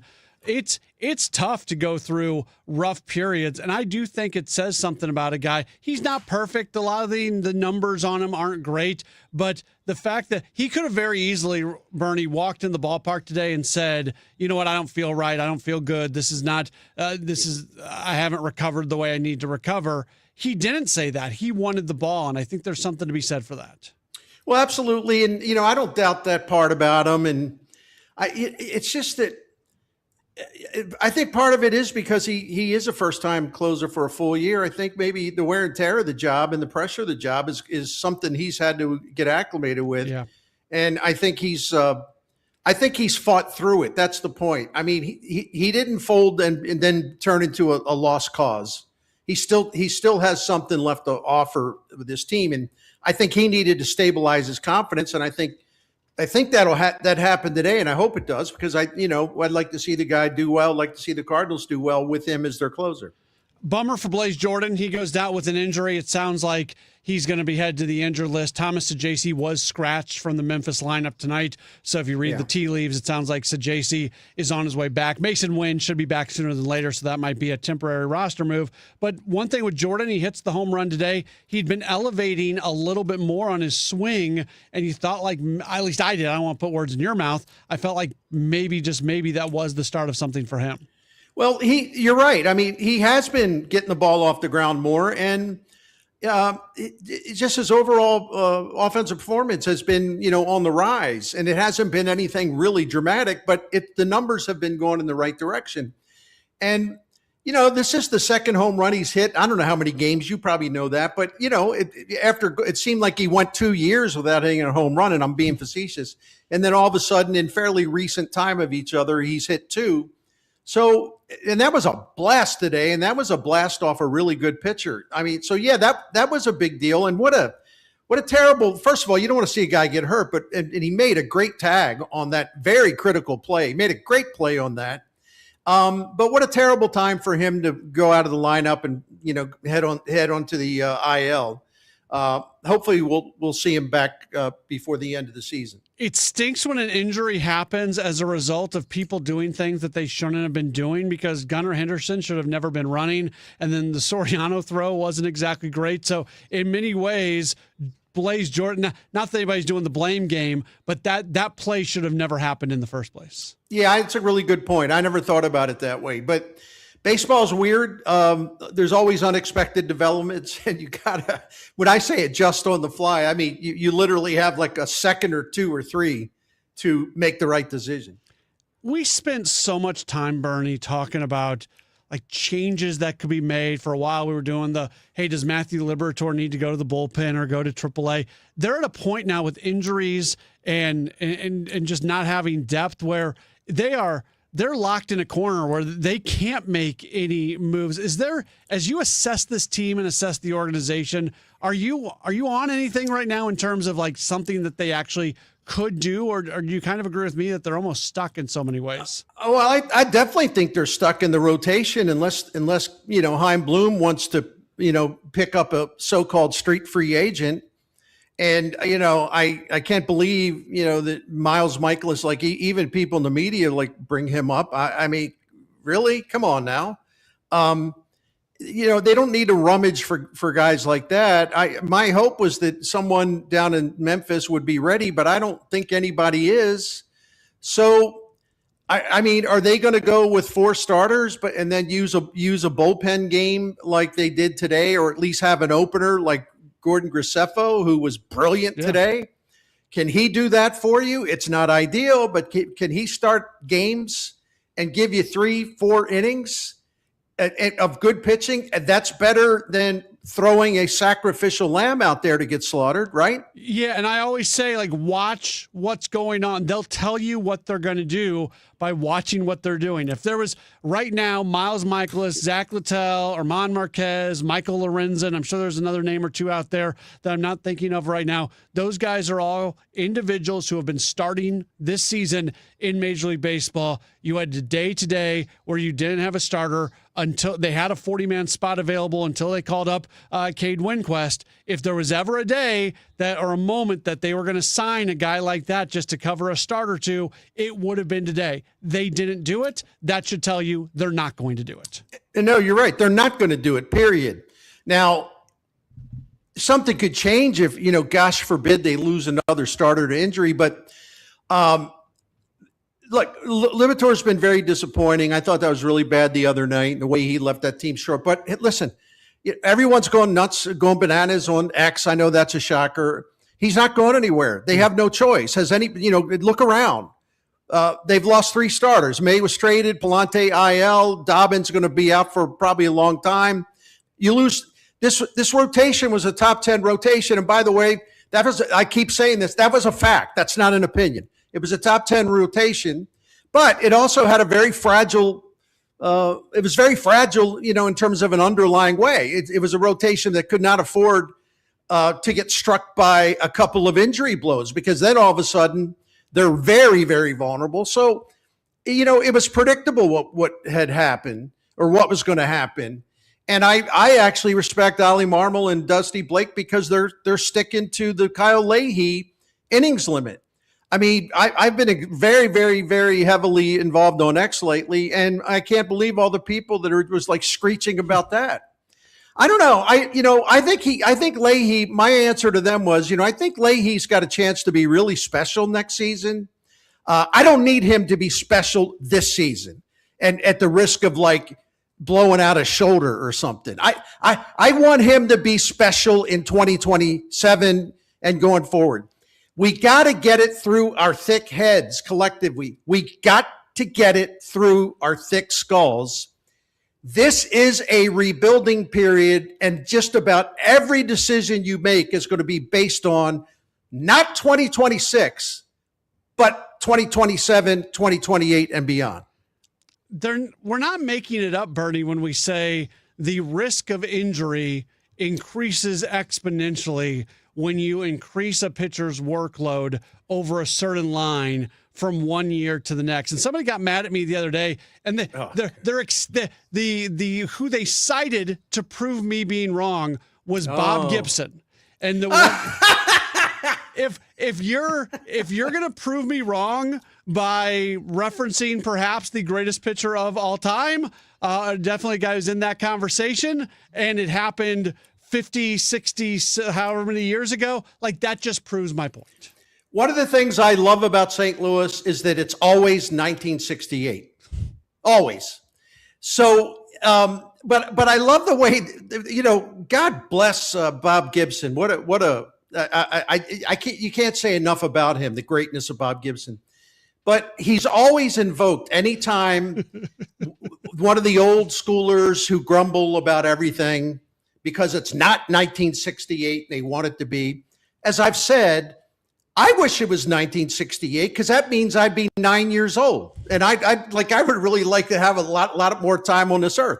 You know what else I would like? Another reason why I wish it would be 1968 because gas was 34 cents a gallon. I would like that. Yeah. But you know what? Gas is never going to be 34 cents a gallon. So why the heck do we always whine about, well, Bob Gibson did this? And back in Gibson's day, I remember when the Cardinals, their starters would go, if they didn't go 8 innings, they consider themselves a failure.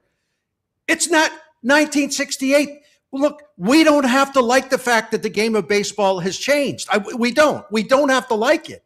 But what is the point of wasting all this time whining about something that happened in the late 60s? It's not that game anymore. Yeah, I agree. Bernie, you're on Substack now. Tell folks if they want to log into the Substack, what do they need to do?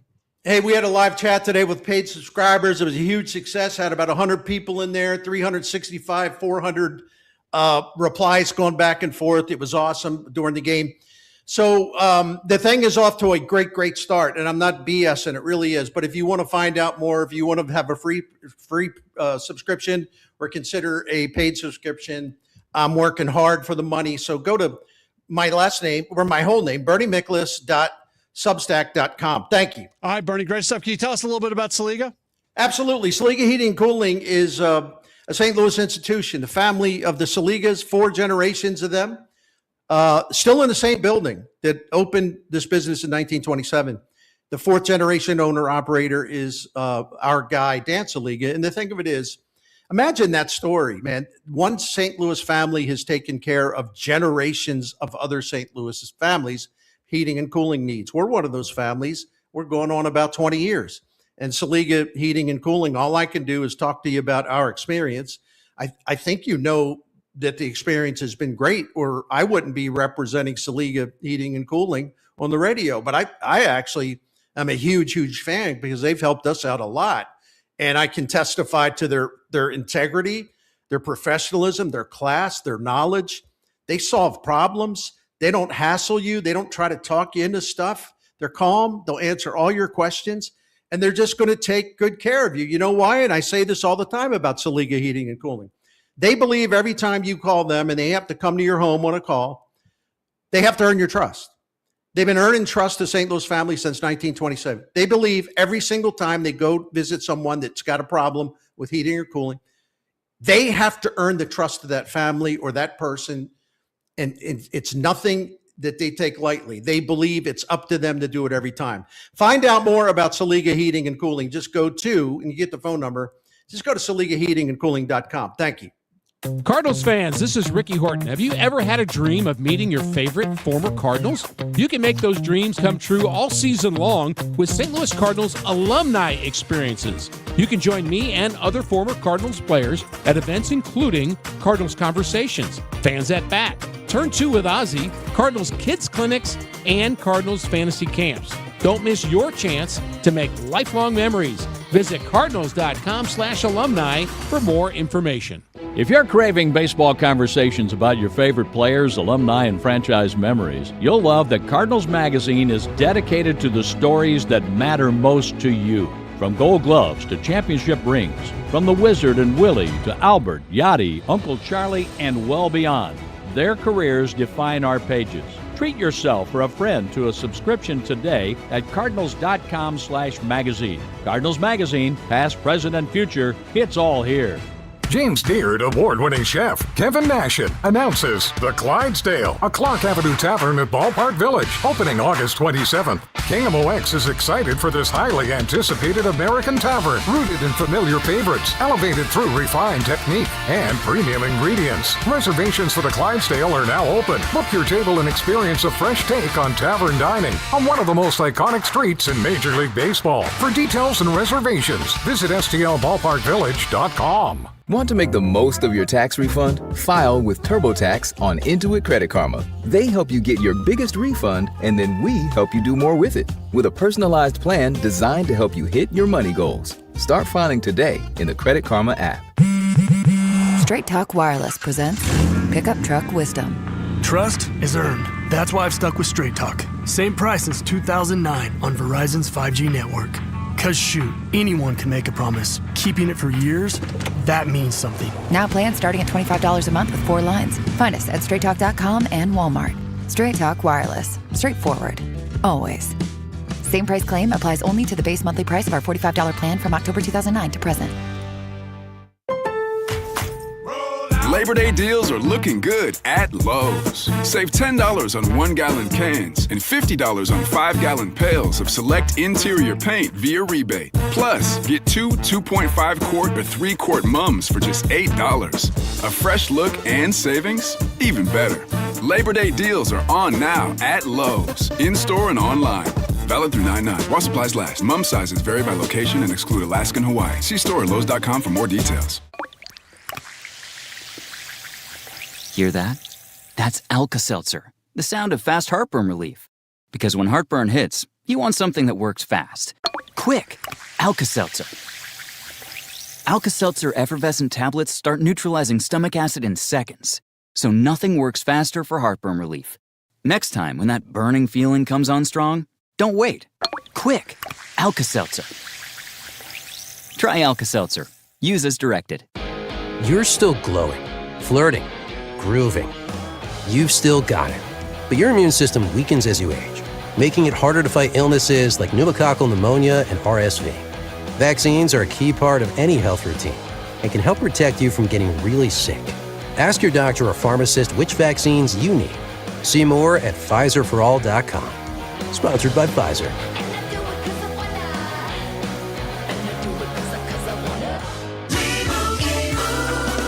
And Doug.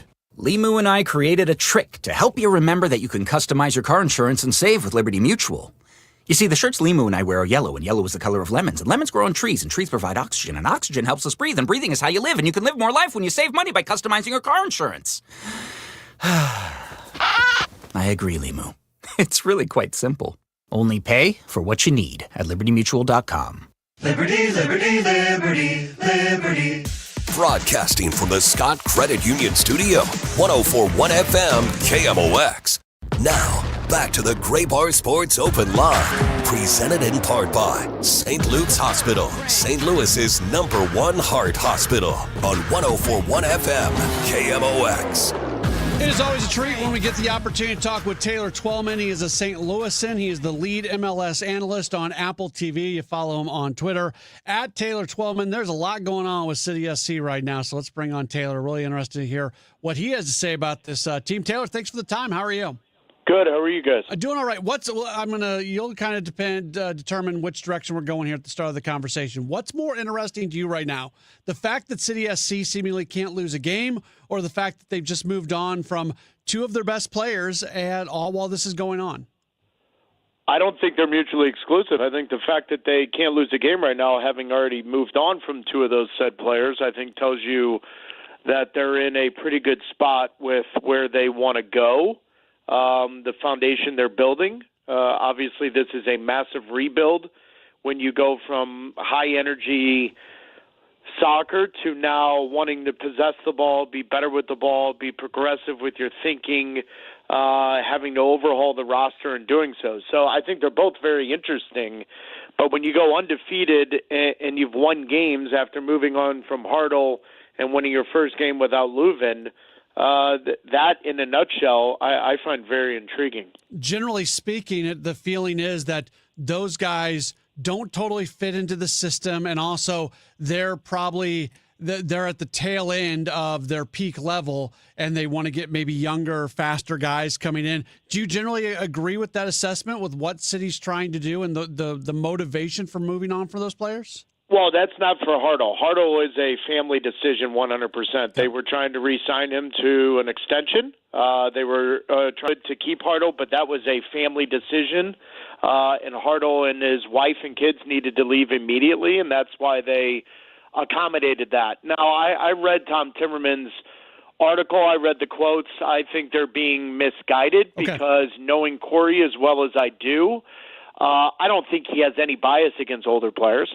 I think fans want to hear that because they read the quote, but the quote came after a 5 to 10 minute discussion about City 2 players, and City 2 players being much more younger and similar to the way Corey and Wilfred Nancy and that group did in Columbus with Laurent Courtois and so forth. And so he brought up Leuven in that manner, but didn't say his name and said outgoing players But everyone naturally said, well, that's because Leuven's this. Well, Hugo Kuipers is, 9 days younger, and they would have signed him immediately. So I think, listen, Edwin Leuven was a massive part of this team and this city.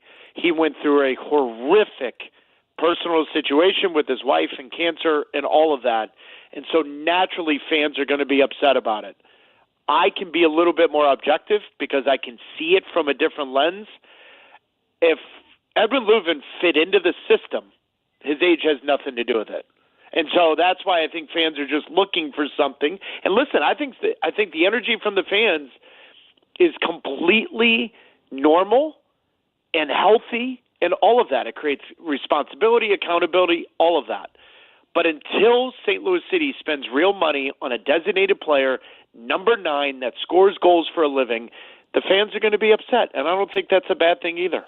Why do you feel like it's they haven't done that, and they've moved on from a good number of players, and they've been some good. There's folks that they've brought in who have done a nice job, but in terms of that true impact goal scorer, they don't have them. That money is not being spent. Why do you feel like that's not happening? Because they don't want to cut off their nose, spite their face, and Corey Ray's going to make sure he gets his profile for the system and the manager that he has right now. He wants to make sure he gets the 9 that Johan can utilize, and he's not going to spend $20 to $25 million the way Toronto spent on Josh Sargent if the player doesn't fit the profile. And so he's going to be a little pragmatic about it. You and I just started this conversation with them being on a 12, 13 game unbeaten run, whatever the streak is, and so they're not going to. Now, losing Hartle is massive because I'd argue with anyone within City, yes, you get your designated player number 9 and spend big money, but that player would have been much more impactful if Hartle stays. And so I think the replacement of Hartle is much more important until even when they get the 9 because they need both. I'm going to be straight to the point. They need both because this system really suits those kinds of players. And if you get both of those players right, you're talking about contending in the Western Conference. I don't think I've really talked to you about the system much because we had many conversations going back to the Bradley Carnell era and everything that happened after that under Lutz, and I knew you at times were okay with what they were doing, but in general, I can remember some criticism of the system. The system that is in place now under DeMay and Corey Ray, do you like that system? Is that something that you're in favor of? Absolutely. Okay. No doubt, 100%. You demand the ball, you want the ball, you press when you need to. Your counter press is always in good situation. Your resting defense, all of the buzzwords that are now used in world football, everything about the May system is that. Now, similar to a Wilfred Nancy, to a Laurent Courtois, the players need to fit the system. Now, I would always argue that any good manager will suit the system around the players that he has. However, listen, and I've said this to Bradley Carnell, to Lutz Pfannenstiel, and everyone that followed that. I'm never a fan of that style. I think it hinders any kind of creativity. It hinders any kind of real positive energy. I think St. Louis as a whole, as a city, the way youth soccer's played in that city, they want to possess the ball. They want to be good with the ball. They want to be entertaining with the ball, all of that. Now, the first season under St. Louis City, was it entertaining? Absolutely. But they got exposed immediately in the biggest game against Sporting Kansas City because they didn't know how to possess the ball. They didn't know how to break down a team in a low block, and so they were exposed very quickly. Johan DeMay is building that foundation of the house where now when you build the first and second floor, you can expand and be more progressive. But St. Louis City, they need to entertain the fans. And that history in that city, you and I both know it very well, they demand being good with the ball, in my opinion, and I think stylistically this suits them better. Does it say something about Corey Ray, just the confidence he has? Because there are some really tough decisions being made, and it's an organization in short existence that fan favorites have gone away, whether it was a Nowitzki, a Vasilev, a Klaus, like just up and down players who have connected to the city, and now it's Hartle and Leuven. They move on from them. That's happened a lot, but now it's happening under this new regime. Isn't there a confidence that goes along with that you're going to put the system in, you're going to get the guys you want, and everything else kind of be darned because you know where you want to go? Yeah, but in fairness to St. Louis City in the previous regime, that was their inaugural season. So no matter what they did, some of those players are going to really connect with the city. That doesn't mean it's right. And I was listen, before the playoffs started in the first season, I said St. Louis City would lose to Sporting Kansas City. And a lot of the fans and the listeners of your show right now were really upset with my prediction. But I saw the glimpses of it. I could sense that there were cracks in it. And then the second year was dismal, and the third year even worse. And so if you're going to hire someone and change it, like a Corey Ray, then Corey Ray absolutely is 180 degrees different than anything that was there before. Then you're going to have moves like this. The only move that I think could be criticized, questioned on some level, is the Marcel Hartle move. That's the only move. Any of the other moves, you can't convince me. You will not convince me. That I'm not saying they weren't difficult on the emotion, but the business side of things, they were smart moves in changing the system. Now, I will be very critical. This team should have a 9 by now. And I've even said this to Corey, so this is nothing new from anyone within City. This team should have a 9 by now. You've had 6 months. You've had the chance. Ownership has told you you've got a checkbook. I'm a little surprised there's no 9. Now, I'm not saying there isn't going to be a 9 because Damian Downs right now is potential on a loan for 6 months, and then you don't need to shoehorn yourself into a long-term contract. But if they want to compete in the West, they want to win the Open Cup, they've got to get a 9 in this transfer window, and that's going to end very shortly here. Sunday Night Soccer coming up. They're going to match up against FC Dallas. This is always one on Sunday Night Soccer. It's always one of the prime matchups. I know you enjoy when City's able to be in this spotlight. Yeah, I love it, buddy. This is going to be a blast. I get to come home, and I get to listen to my family tell me about everything that's wrong with me. I'm looking forward to it. By the way, you know what? I saw you on social media when the BMW Championship here really taking joy in how well the city was being played out on a national standpoint. So I think a lot of people appreciate your continued love for St. Louis. Yeah, I mean, listen, the fans, St. Louis fans will show up for anything, but what they did, over 155,000 fans for the BMW Championship to set a record. I've spoken to a couple people at the PGA Tour. Well done. Yeah, very good. Hey, Taylor, thank you so much for taking the time, and we'll chat again down the line. Yep, be good. All right, Taylor Twellman from Apple TV joining us. We appreciate him. Of course, you can watch all the games, all the matches through Apple TV. No more double paywall with that. So if you've got an Apple TV subscription, if you're a Ted Lasso fan like me, I'm a huge Ted Lasso guy. Well, I think there are 3 episodes into the new season. It's pretty good. It's very good. It's an uplifting show. Sometimes you need something uplifting. Matthew Rocchio, are you a Ted Lasso guy? Honestly, I haven't watched it since the second season ended. I was obsessed with the first 2 seasons, but I couldn't lock back in. Really? Okay. Well, it's there. It's on Apple TV for you. Now there's a 4. Now, it's basically those first 3 seasons were all kind of the same storyline. Yeah, it was always built to be. Now, yeah, it's a little bit different now. Yeah, I don't know. Now the 4th season's a love letter to Kansas City. I don't know if I can get down with that.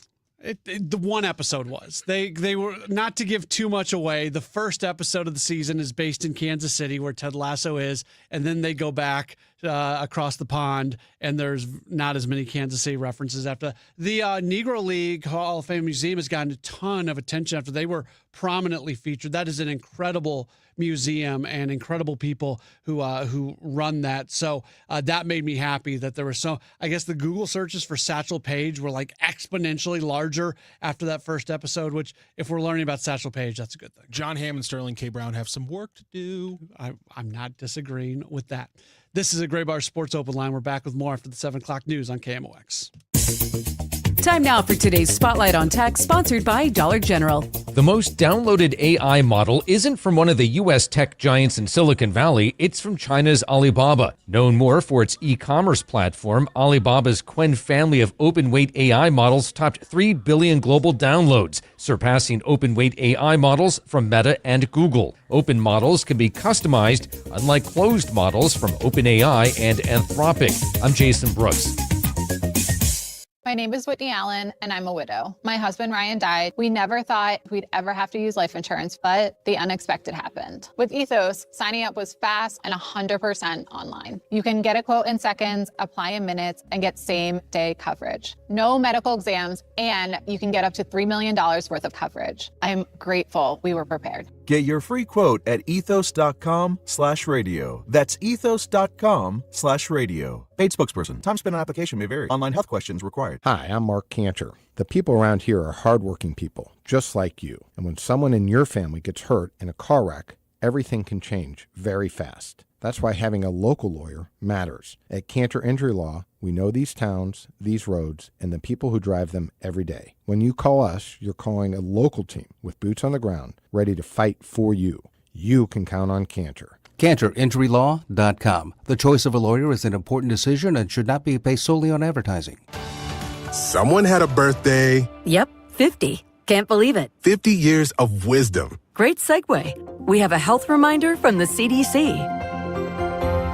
Pneumococcal vaccination is recommended for adults 50 or older. Says here, we're over 6 times more likely to be hospitalized with pneumococcal pneumonia than adults under 50. I don't love those odds. Same. Look what I found. Pfizer's Prevnar 20 is proven to help protect adults against pneumococcal pneumonia and invasive pneumococcal disease in just 1 dose, and millions have already gotten it. Continued approval may depend on a supportive study. Don't get Prevnar 20 if you have a severe allergy to its ingredients. A weakened immune system may lower your response. Common side effects include injection site pain and swelling, fatigue, headache, muscle, and joint pain. For full prescribing information, please call 1-855-213-2138. Visit Prevnar20.com or talk to your doctor or pharmacist. I'm on Prevnar20.com now, scheduling my appointment. Good idea. And happy 50th. Hi, I'm Chuck McDowell, the timeshare cancellation guy and founder of Wesley Financial Group. And I want to set the record straight. I am not an attorney. I've never wanted to be an attorney. And the truth is, I really don't even like attorneys. If I sound like an attorney, I'll apologize. But what I've learned in my 15 years in the timeshare cancellation business is you don't need to be an attorney to get folks out of their timeshare. After 15 years and over 50,000 cancellations, I can tell you with confidence, we know how to get you out of your timeshare. Call us today and we'll send you our timeshare exit guide absolutely free with all your options for cancellation. Attorneys, this was meant to be funny, so please don't sue me, especially my friend Kenneth from Black River Falls, Wisconsin. Call now for your free timeshare exit info kit. 800-838-6767. 800-838-6767. 800-838-6767. Want more cash? You can get a $450 bonus after your first 45 deliveries with Uber Eats. That's a bonus $150 for every 15 deliveries. But what if you're seeing other apps? That's cool. We're not the jealous type. So go ahead, add Uber Eats to your roster and sign up to start delivering. You can get a $450 bonus after 45 deliveries when you start delivering with Uber Eats. Sign up now. Complete within 14 days of sign up. Ends 11/1. Terms apply. See app for details. Liberty Mutual customizes your car and home insurance. And now we're customizing this rush hour ad to keep you calm, which could help your driving. And science says therapy is great for a healthy mindset. So enjoy this 14-second session on us. I think you've done everything right and absolutely nothing wrong. In fact, anything that hasn't gone your way could probably be blamed on your father not being emotionally available because his father wasn't emotionally available, and so on. And now that you're calm and healing, you're probably driving better too. Liberty, liberty, liberty, liberty. Where did you get that shine? Give your pockets a break at the Gloss Vault Car Wash. Under new ownership, and it's a newly equipped facility. For a limited time, on Tuesdays, silver washes are just $10. On Wednesdays is Wild Wild Wednesdays. All premium washes half price, and the bronze wash just $5. The Gloss Vault Car Wash, 3142 South Brentwood Boulevard. For a priceless shine at an affordable price. And a wash so fine, they'll ask, where did you get that shine? The Gloss Vault. Cozy season is ahead, and you'll be spending way more time inside. Is your home ready? Don't worry. With Wayfair, you can upgrade your space without breaking the bank. Score up to 70% off during their Labor Day clearance on furniture, area rugs, mattresses, and more. Plus, surprise flash deals you can't miss. Whether it's one room or the whole house, Wayfair has pieces for every style and budget. Shop Wayfair's Labor Day clearance now through September 7th at wayfair.com. Wayfair, every style, every home. This is the story of the one who keeps multiple buildings running smoothly day after day. Plumbing that flows, HVAC that hums, cleaning supplies that keep surfaces sparkling. That's why she counts on Grainger. With easy reordering online and 24/7 support, Grainger helps her keep the products she needs on hand. So shelves stay stocked and buildings stay ready. Call 1-800-GRAINGER, click Grainger.com, or just stop by. Grainger, for the ones who get it done. The trusted voice of St. Louis. KMOX AM St. Louis. KMOX FM Hazelwood. Always live on the free Odyssey app. ABC News, I'm Dave Packard. Hundreds of people are dead and more than 1,000 are missing after a giant mudslide and severe flooding in Nepal. Nepal's tourism authorities say well over 500 foreign nationals are among them, including dozens of Americans. On the ground, this is an all-out mobilization. More than 9,000 army, police, armed police personnel have been deployed using everything from bulldozers to dig people out of buried homes, sniffer dogs to search the debris, and helicopters ferrying in supplies and pulling out survivors. ABC's Britt Clennett. President Trump taking his trade war with Canada to a new level. First, his executive order renaming Lake Ontario Lake America, then threatening to double tariffs on Canada-made cars and auto parts in January. The FBI says it's uncovered a sweeping cyber espionage campaign from a Chinese hacking group that's targeted some of America's most sensitive institutions, including power companies and hospitals. This is ABC News. A federal judge has lifted blocks on President Trump's executive order requiring mail-in voting states to provide voting addresses. But the rule may not be able to be fully implemented in time for November's midterm. ABC News legal contributor James Sample. That rule requires a matching of state databases to a federal database maintained by the Department of Homeland Security. And when there are mismatches, if you will, which can happen for all sorts of innocuous reasons, maiden names, typos, nicknames, transposed digits or transposed letters, that will produce a mismatch. Now, those are not necessarily non-citizens, but they will be, in essence, jeopardized in their opportunity to exercise the franchise unless they can then subsequently jump through some hurdles to prove that they are, in fact, lawful citizens and lawful voters. An urgent search in rural Indiana after a report of a lioness and cub on the loose. The local sheriff says they're using drones and ground patrols. Dave Packer, ABC News.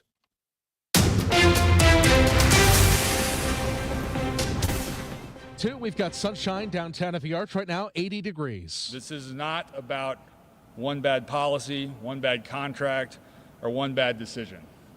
It's about a pattern of lax oversight and ineffective governance. State Auditor Scott Fitzpatrick announcing the findings of his latest audit into St. Louis Public Schools, which found under the previous board and former Superintendent Keisha Scarlett, the district's poor leadership cost the district millions. This includes failing to recoup millions from the busing contract that was canceled by Missouri Central in March of 2024. The district could have and should have made a claim on the vendor's performance bond to offset the cost the district incurred. Fitzpatrick also found the city schools are costing themselves money by not selling their vacant properties, and the old board spent tens of thousands of dollars attending 9 conferences in little over a year. He is also recommending the State Department of Education and state lawmakers consider other leadership structures for the city schools.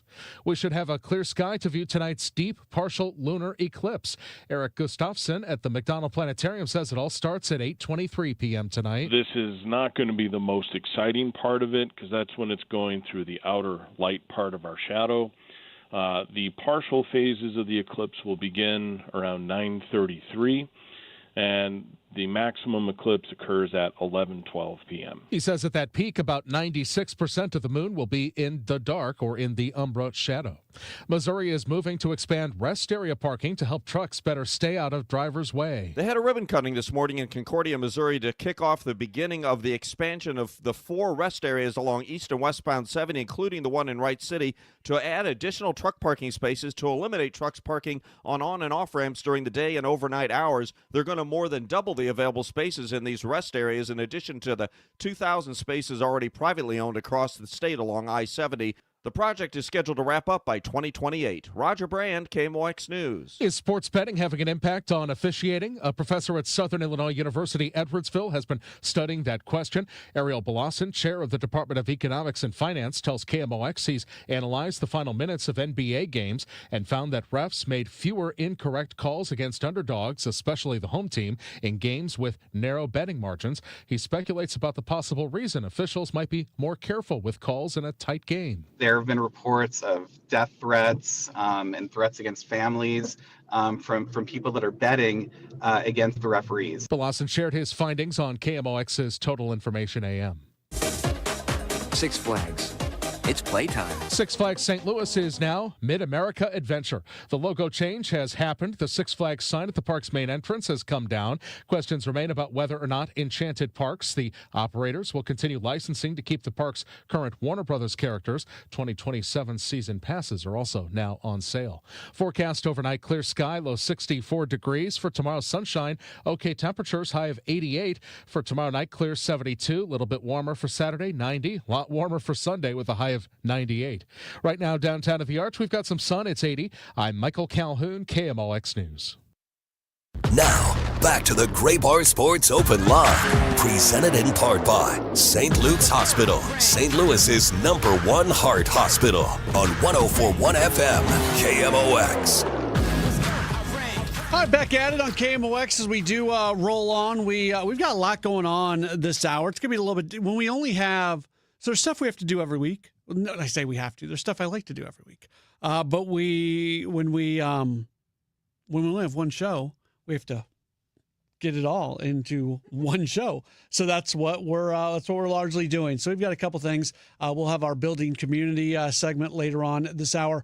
Also, the folks from the Women's Professional Baseball League were in town. There was a first pitch that was done earlier today at Busch Stadium, and I got to talk with the commissioner of that league. She's a really interesting person. First woman to ever be on a professional baseball coaching staff. First woman to ever be working as a coach inside of affiliated professional baseball. She's got a Baseball for All nonprofit. She's one of the co-founders of this Women's Professional Baseball League that's getting underway. I don't lie to you. I haven't seen it. In case you didn't know, I'm kind of busy most nights when there's this thing called Cardinals baseball that I'm watching on a nightly basis. So I have yet to be able to check out the Women's Professional Baseball League. But from the highlights that I've seen and just some of the other, it looks cool. And I've never been one that believes that dudes have to play baseball and women have to play softball. Like that, I understand why that pathway has been taken, but the idea that women can play baseball, I think that is that's okay. That's allowed. So we'll talk a little bit about the Women's Professional Baseball League with their founder and also their commissioner of that league coming up later on in the program. Again, the Cardinals win today.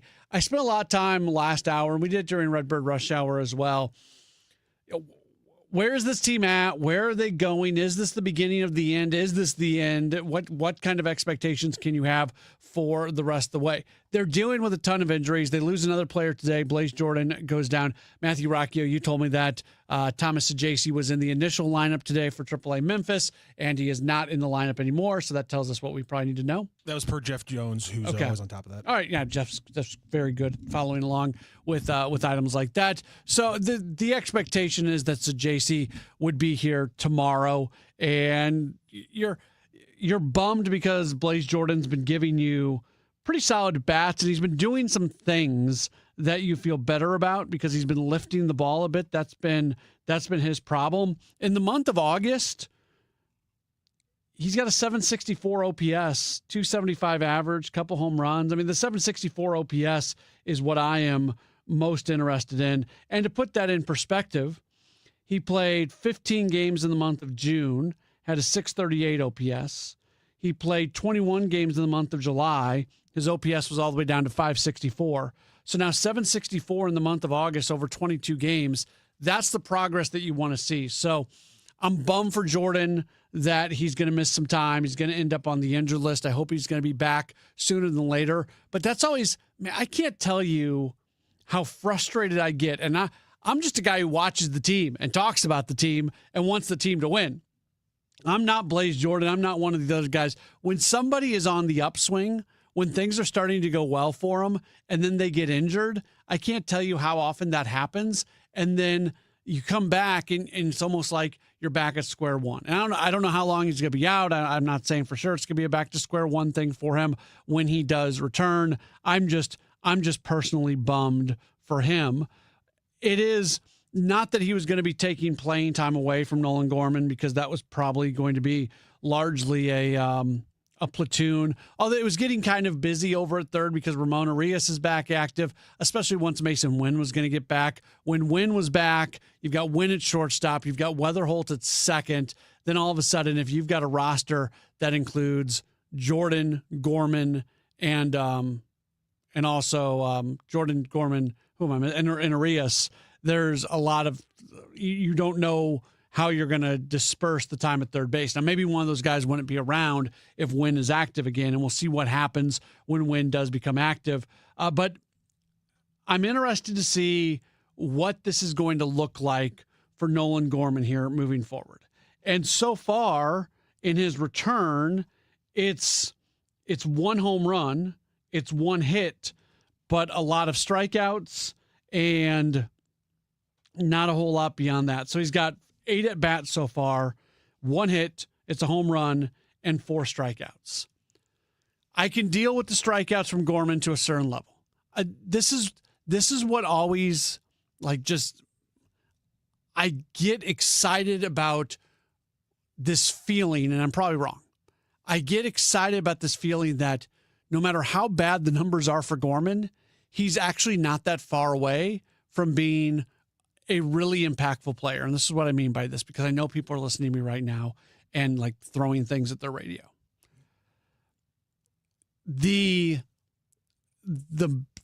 line that Gorman needs to get to, the stuff that he needs to fix for everything else to fall into place, it's not that far away. We're asking him to be a 220 hitter. If Nolan Gorman is a 220 hitter, it's fine. We're asking him to strike out less than 35% of the time. If he strikes out less than 35% of the time, he's fine. So those are low bars. A 220 average, not a good average. Striking out 32% of the time, not good. So we are asking for him to do things that in the wide world of baseball would not be considered good. But you know what? If he hits 220 and he strikes out less than 35% of the time, he's going to hit you 30 home runs, and he's going to have an OPS at 750 or above, and that is a winning player. Matthew Rocchio obviously has thoughts on this. Back half of last year and going into this year, obviously the numbers were not good, but the strikeout percentage was more manageable, but the home runs had disappeared. Do we have anything on him maybe adjusting at the plate and that sapping him from some of the power, and how maybe that has developed over the last few months in Memphis? Yeah, I'm trying to remember. Was it second half of the season last year where they started to really slow down his swing? That might have been it. What was going on? I felt like, because his post All-Star numbers last year. So we'll do pre versus post. This is 2025.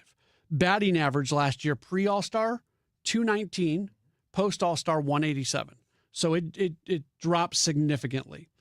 OPS, pre-All-Star, 718, post-All-Star, 601. Not good. But then the strikeouts, and that's what you're mentioning, 68 strikeouts over 195 at bats. In the pre-All-Star, 68 strikeouts, 155 at bats post All-Star. So same number of strikeouts, less at bats post All-Star. Yeah, first half of last year. Yeah. Is what I should have said. So because he was down to like 20, he was down to like 29, 31%. Yeah. But his home run percentage had gone from, I think that big year he had, it was 8%, and it was like 4% last year. So you weren't getting the trade-off, despite the fact that you were seeing less strikeouts, you were seeing more walks. Yeah, I think part of that was the slow down the bat speed and then try to go from there. Because I'm just breaking it down pre-All-Star, post-All-Star. When you start going month by month on him last year, he did have there were points where he did a little bit more. He had an 867 OPS, say, in the month of June. So that's part of what is going on there. I don't know. Like, he is the biggest question mark when it comes to what he can be and what he has not yet been, and that is something that is not great for him. But it could potentially be good if he ever gets this thing put together. I do want to spend a little bit of time right now talking about DraftKings, because they've got something very, very cool that is that's going to be going on here in the very near future. They've got one of the biggest, I will tell you a little bit more about DraftKings in just a moment. We'll take a quick break, and then I'll get back to that coming up right here on KMOX. If you hate to paint, do what your neighbor Mr. Rob Miller from Harvesttown Auto Body in St. Peters did. He called Rhino Shield. Rob, what was the thought process for going with Rhino Shield as a business owner? My family's business is over 10,000 square feet, and it did not have the curb appeal I wanted. Rob, tell everyone how the experience was with Rhino Shield from start to finish. The process that I liked was when you came out, you gave me all of these options that would fit my building. Our building was really faded. I don't want to have to paint my building again. 25 years is a long time to not have to worry about the outside maintenance of your building as far as paint. That's a no-brainer. That's why Rhino Shield worked for me. Are your neighbors jealous? I would be if I was them. Thanks, Rob. Now it's time to call 877-25-RHINO. 877-25-RHINO or 877-25rhino.com. Genius. Don't paint, don't Rhino. Go Rhino Shield. Never paint your house again. Rhino Shield. As a fitness coach, my active psoriatic arthritis can slow me down. With Skyrizi, Risankizumab Riza, I'm treating my skin and joint symptoms so I can keep moving. Skyrizi, a prescription-only injection for adults, helps me move with less joint pain, stiffness, swelling, and fatigue.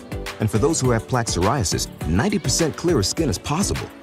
With Skyrizi, there's no daily dosing. It's just 4 doses a year after 2 starter doses. Don't use if allergic to Skyrizi. Serious allergic reactions, increased infections, or lower ability to fight them may occur. Before treatment, get checked for infections and tuberculosis. Tell your doctor about any flu-like symptoms or vaccines. Thanks to Skyrizi, there's nothing like clearer skin and better movement. And that means everything. Ask your doctor about Skyrizi. Visit Skyrizi.com or call 1-866-SKY-RIZI to learn more. How about that for a tease? I know you have just been waiting with bated breath to find out what's going to be going on with DraftKings, because something big is coming. Something really big is coming. September 2nd, DraftKings Game Day is going to arrive. It's arriving with massive deals, exclusive offers, and an all-day celebration that is built for sports fans. The countdown, it is officially underway as all roads are leading to Game Day. Again, September 2nd. Make sure you're ready, and you need to sign up with DraftKings. You can just do that now. Go get signed up with DraftKings. Code KMOX, and it's going to help you get ready for the biggest day of the season. It doesn't matter what you're betting. DraftKings Game Day is going to have deals dropping all day long. One app, every sport. DraftKings Game Day is yours. Here's the really cool part. There's a lot of cool parts, but this is something that could really do something good for you. Sign up with code KMOX. You spend $5, you get $200 in bonus bets within 21 days. That's code KMOX in partnership with DraftKings. The crown is yours. Gambling problem? Call 1-800-GAMBLER. 21 plus. physically present in Missouri. Eligibility restrictions do apply. $50 in non-withdrawable bonus bets issued every 7 days via click-to-claim for 21 days. Bonus bets expire 7 days after issuance. For additional terms and responsible gaming resources, see sportsbook.draftkings.com/promos. Limited time offer. When legacy automation starts impacting visibility and downtime, it may be time to consider modernization. Graybar's automation specialists work alongside your team to help you identify risks and map out realistic upgrade paths without unnecessary disruptions. Get started with a free health check of your operations and see what's possible. Yep, Graybar does that.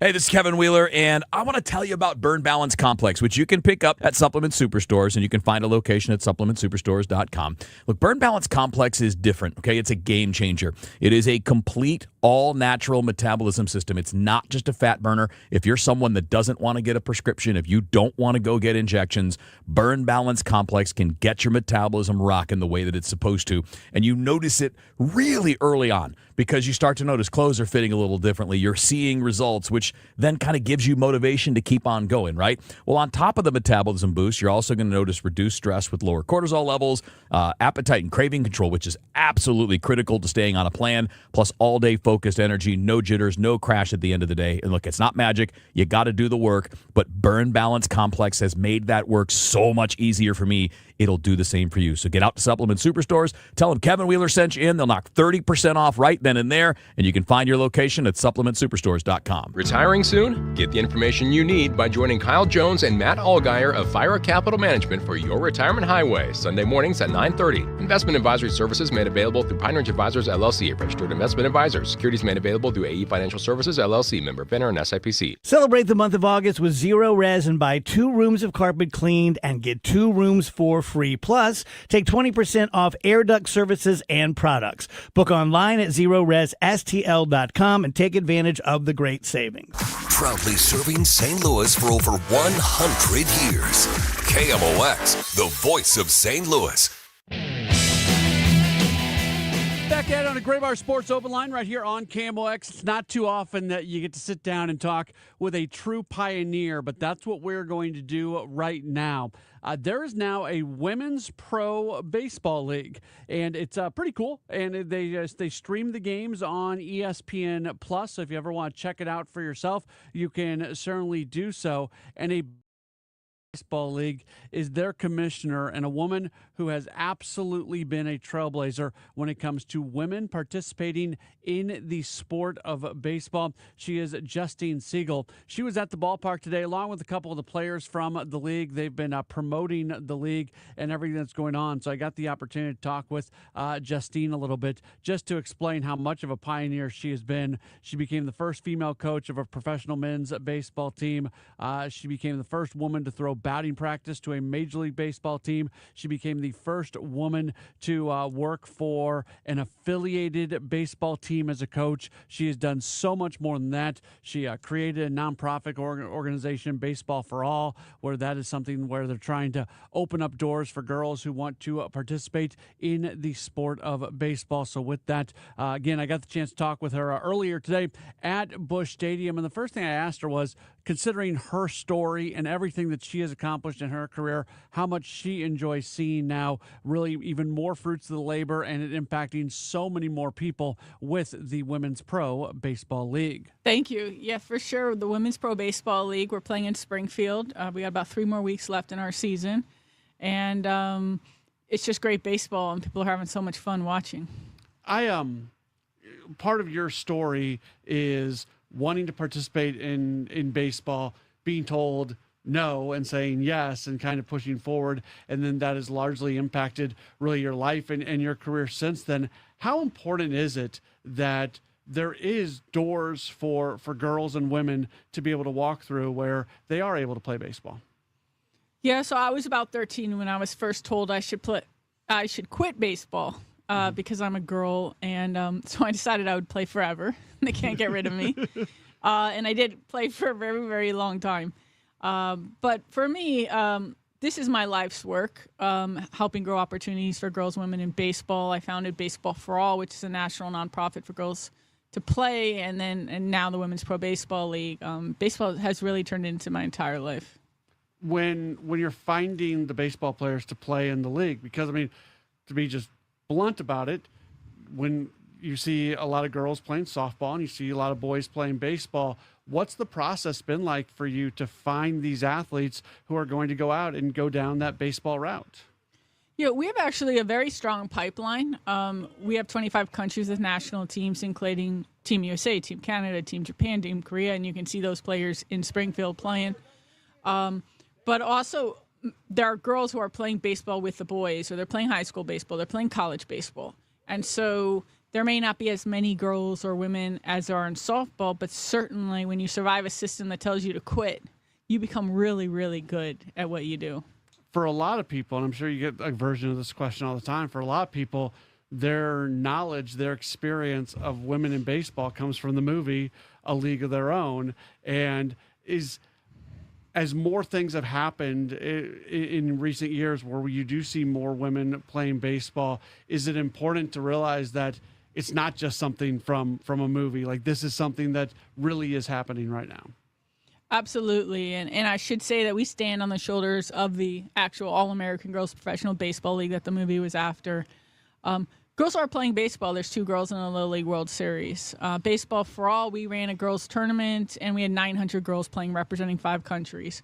It's just a matter that, I would love to see girls baseball. Like, I was the only girl in my soccer league. Mm-hmm. And then they started girls soccer, and now all these girls have played soccer, right? So the same thing. I'd love to see girls baseball. As fun as co-ed baseball is, you're often the only girl or one of the girls.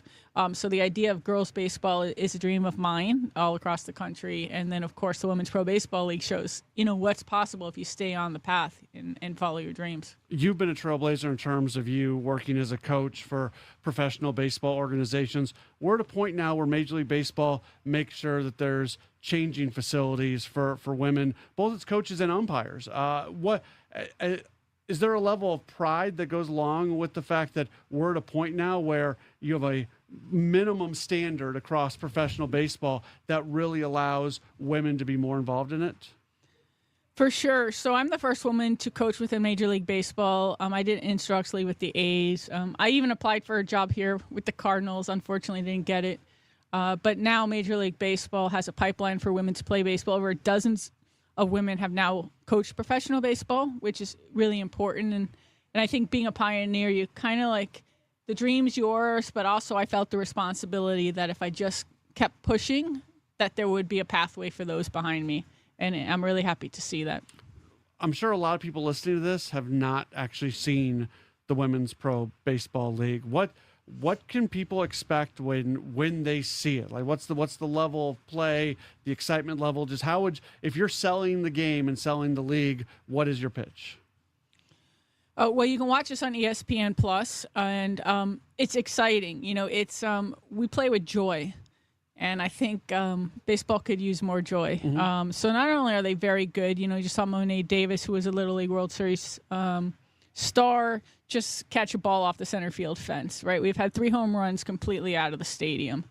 You're going to see pitching. You're going to see double plays. I mean, it's just what you're used to, but more joy. Yeah. And people they find that contagious, and so you're just going to have a lot of fun watching. Is it important for you to have opportunities like these to come out and throw a first pitch? And I know you've thrown BP to the Cardinals at some point. I did. What was the background on that? I did. In 2011, I was the first woman to throw batting practice to major league teams, and the Cardinals was one of those teams. That's got to be cool for you personally, but also really nice to see, again, organizations opening up their doors. Yeah, for sure. For me, it was a lot of pressure. But now with the Women's Pro Baseball League, it's we're getting a lot of support from different teams, and we're very grateful to the Cardinals for having us out. And we get to tell you that we love the baseball game. We love baseball too, right? Mm-hmm. It's not just a boys' game or a man's game. It's our game, and I happen to think it's the best game on earth. If people want to get connected with the league, check it out. What's the best way to go about it? Well, you can go to our website, womensprobaseballleague.com, but also just follow us on socials, and you can see some of the play there, and I know you'll love it. Justine, thanks so much for taking the time with us today. Thank you. That is Justine Siegel. She has done a lot during her life connected to women being able to play baseball, and really cool to be able to meet her earlier today over at Busch Stadium. Again, womensprobaseballleague.com if you have any interest in checking out the league for yourself. We'll take a break, and when we come back, we have our weekly Building Community with Busey Bank Beyond the Game segment. That's up next. Don't go anywhere. You're locked into a Gray Bar Sports Open Line on KMOX. Who's been talking about St. Louis sports since 1985? Bernie Miklasz. I mean, I think all in all, it's been a good season. The only problem they've really had is by playing well enough to be 3 different times this year, 9 games over 500. Every time they went to 9 games over 500, they always receded. They always sort of fell down. I thought it was a minor miracle that they won 5 consecutive series, you know? Bernie Miklasz. Hear what he has to say on the voice of the Cardinals, KMOX. And Doug. Limu and I created a trick to help you remember that you can customize your car insurance and save with Liberty Mutual. You see, the shirts Limu and I wear are yellow, and yellow is the color of lemons, and lemons grow on trees, and trees provide oxygen, and oxygen helps us breathe, and breathing is how you live, and you can live more life when you save money by customizing your car insurance. I agree, Limu. It's really quite simple. Only pay for what you need at libertymutual.com. Liberty, liberty, liberty, liberty. Taking care of yourself should fit into your life, not complicated. Neovitin Original Formula is a complete daily multivitamin designed to support your everyday wellness routine with essential vitamins, minerals, and a natural ingredient blend, all in just 2 daily tablets. Subscribe online at neovitin.com for monthly delivery or shop Neovitin at your local Schnucks and Dearborn. Neovitin Original Formula is physician formulated to fit easily into your everyday routine. All of our vitamins are manufactured in a certified GMP facility in the USA. Neovitin, make nutrition easy. Every step matters. That's why Steve All and the entire team at the All Financial Group have signed up to walk and fundraise for the St. Jude Walk on September 12th. St. Jude's Children's Research Hospital is leading the way the world understands, treats, and defeats childhood cancer. And here's what makes them truly remarkable. Families never receive a bill from St. Jude, so parents can focus on one thing, and one thing only, their child.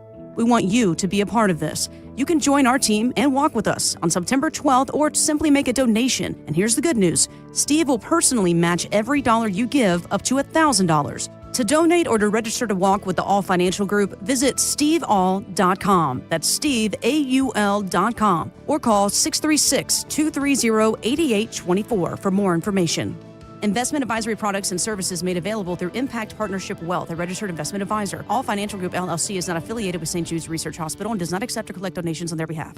Meet Linda. She's stuck in traffic with hundreds of thoughts racing through her mind, like what she needs to pack for her family's vacation and what they still need from the store. But you know what she's not thinking about? Her HVAC system. Linda is a preferred partner with Air Comfort Service Heating, Cooling, and Insulation. Members of our preferred partner plan get 2 HVAC system checks per year. We clean and inspect your AC and furnace at each visit. Partners also get priority service and exclusive discounts starting at just $19 per month. Life is chaos, but with Air Comfort Service, you'll have peace of mind with your HVAC system. Visit aircomfortservice.com. What if you saved money every time you spent money? With Achieve It Checking from Together Credit Union, you can. Every time you use your debit card with Achieve It Checking, the change from your purchase is rounded up to the nearest dollar and automatically deposited into your savings. And Together Credit Union will help you reach your savings goals even faster by matching qualifying savings, up to $8 a month. Learn more or enroll today by visiting a Together Credit Union branch near you or online at togethercu.org. Together Credit Union, federally insured by NCUA. Hi, I'm Eric. And I'm Howard. We're the pain guys of Canner and Pintaluga. You already know after an accident to call 911 and then 411.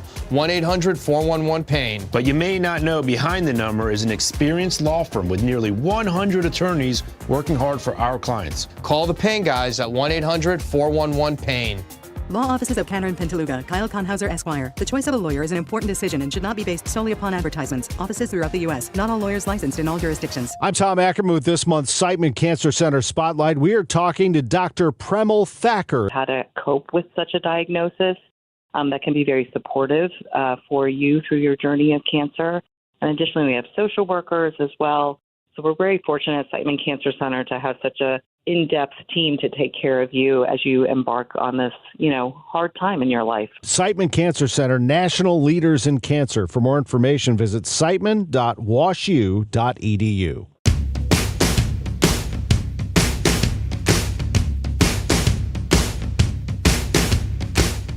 Welcome back in. It is a Gray Bar Sports Open Line right here on KMOX. It is that time of the week where we do our Building Community segment with Busey Bank, Building Community with Busey Bank Beyond the Game. At Busey Bank, they believe every community project, every volunteer hour, every local initiative starts with people who choose to get involved through their partnerships and volunteer programs. They're here to support the communities that we all call home. Busey Bank, building extraordinary together.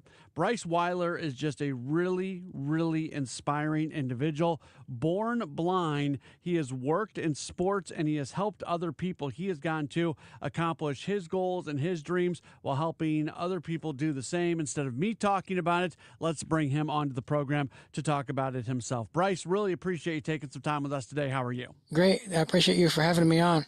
Yeah, you are just an inspiring story in everything that you've been able to do, and then how you try to help other people live out their dreams and do very, very cool things, no matter if they have something going on or not. Can you maybe explain a little bit your story and what has led you to Beautiful Lives, which is just a very cool foundation?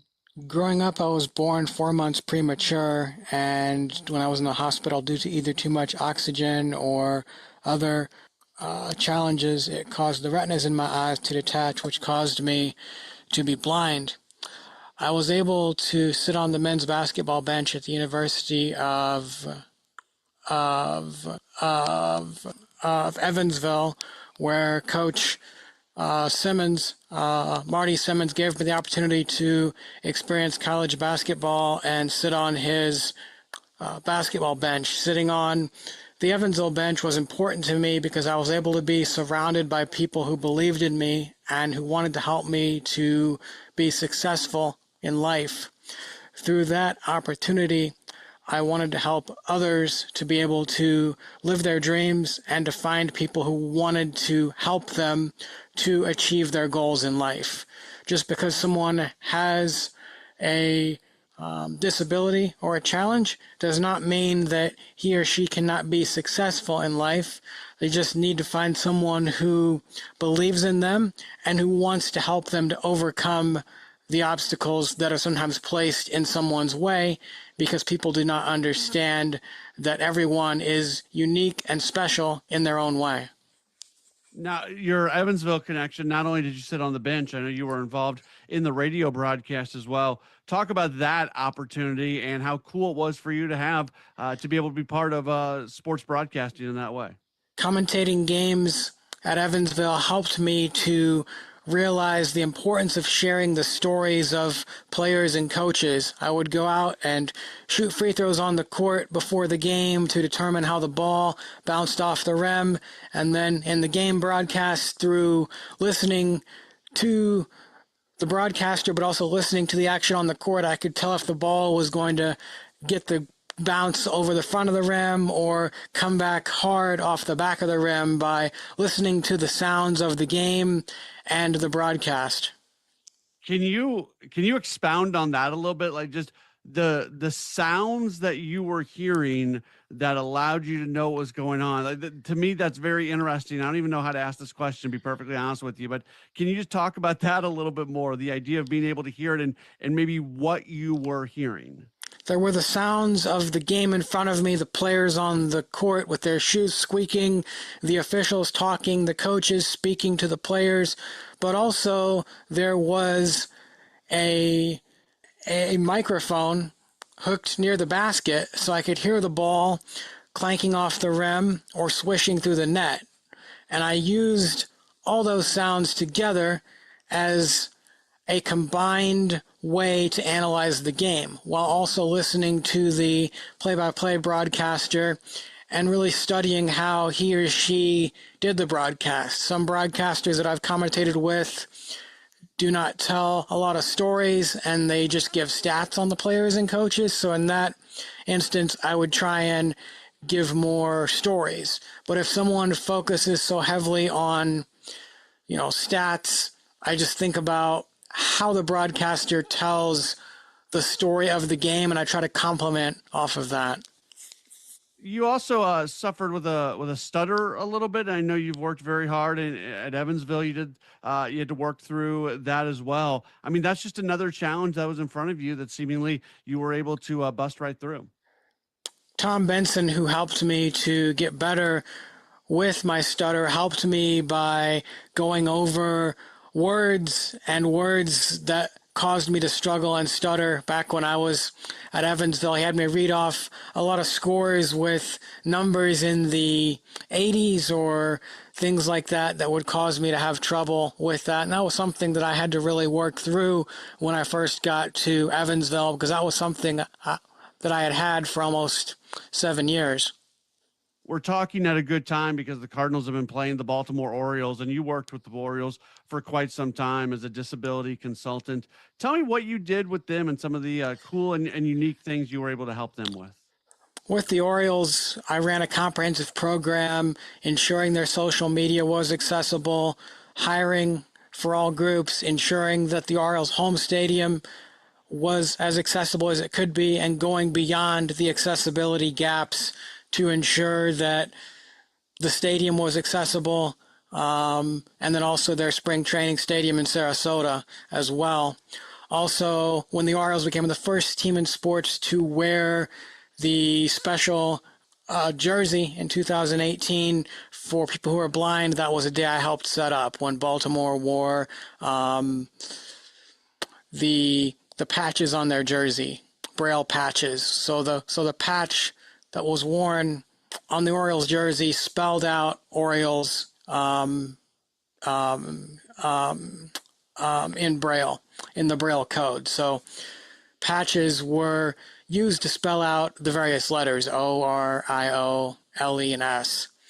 And that was a really interesting concept because it showed that sometimes people, when they become blind partway through their life, they struggle to want to learn Braille or to learn how to use a cane. And the Orioles they went beyond what happens in a game to show that everyone can be successful, and they use sports as a way to transcend who might win or lose a game. But what the Orioles did back in September 2018 still has a lasting impact on many people throughout sports, and many people as well who realize that they can use sports to impact someone's life in a positive way.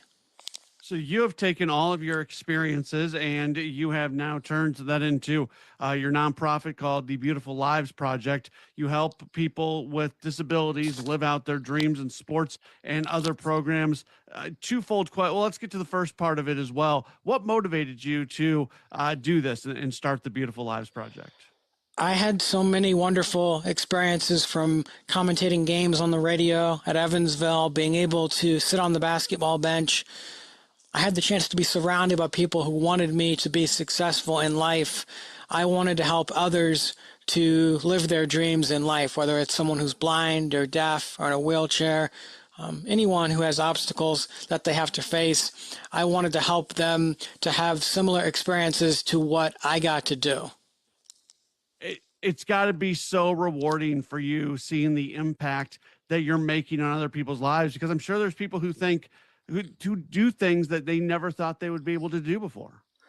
Many of the participants at our events across the country have developed their challenge partway through their life, whether it be blind or deaf or autism. And so for them, some of them did get to play sports at a high level when they were younger, but now they don't have that opportunity anymore. So these events give them that opportunity. There are other participants at the events who are in a group home setting, which can often be harder to get out and have these activities and opportunities. We believe it's important for everyone to be able to attend our events across the country, because it's important to have that experience at the event. But it's also important to meet others who may be going through similar challenges or a challenge in a different way but they can all come together to be successful in life. And I would encourage people to head to the website, beautifullives.org, beautifullives.org. There is an opportunity to be able to donate money as well, get involved in everything that the organization is doing. What has it been like as the sports world and just everybody you have connected with have gotten involved and have embraced what the organization is doing?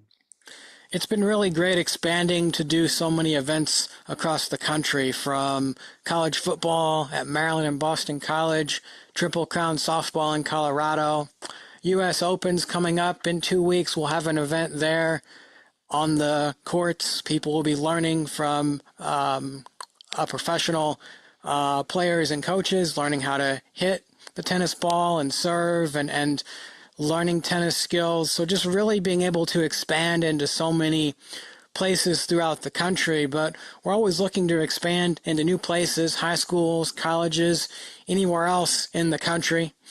We work to achieve someone's dream, no matter if it's in sports or something else. We've done things outside of sports as well, ballet and dance and other activities. You've also got a little bit more of a relationship with KMOX, just in the sense that you've known Tom Ackerman for a really, really long time. I know you met him many years ago when he was doing a Missouri Valley TV game at Evansville.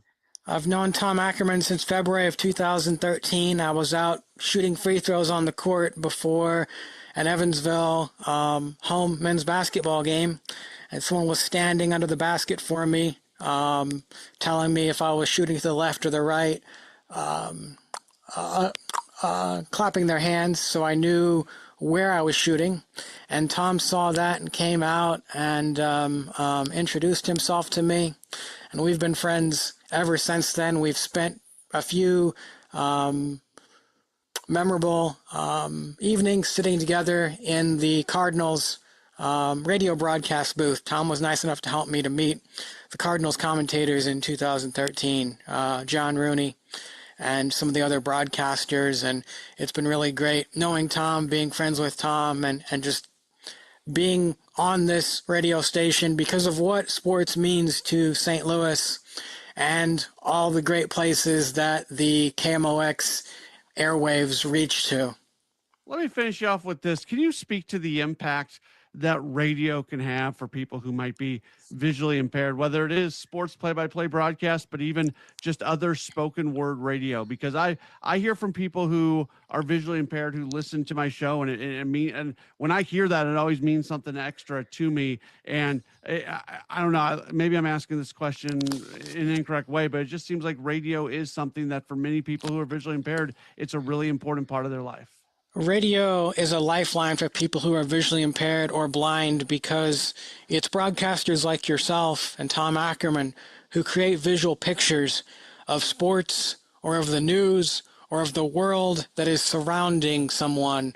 Radio is still a place where the broadcaster, he or she, knows that they need to describe and create a picture in the mind, create a theater in the mind of what is happening in the game or the news. Radio can also be beneficial for other disabilities as well, because many people who are in group homes or who are not able to get out use radio as their lifeline to the outside world. He is Bryce Weiler. The website again, beautifullives.org, beautifullives.org. Would encourage everybody to check that out for sure. Bryce, thank you so much for your time. Thank you for everything that you do to impact other people's lives. You are an inspiration, and it's really cool to be able to spend a few minutes talking with you. Thank you so much for having me on. That's Bryce Weiler. Again, the website, beautifullives.org. That's beautifullives.org. They're doing amazing things. Bryce is doing amazing things. What a cool story, and what a great opportunity to be able to talk with Bryce. Let's take a break. We'll come back. We'll wrap up this edition of a Gray Bar Sports Open Line right here on KMOX.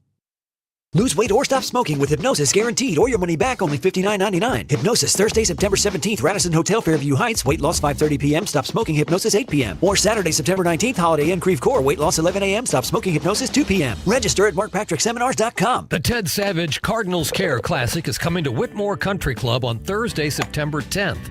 Enjoy a round of golf and mingle with Cardinals alumni from the 2006 World Series champion team, all while raising funds for the Cardinals Nike RBI program. Registration includes golf with a Cardinals celebrity, on-course, pre- and post-golf refreshments, golf swag, and more.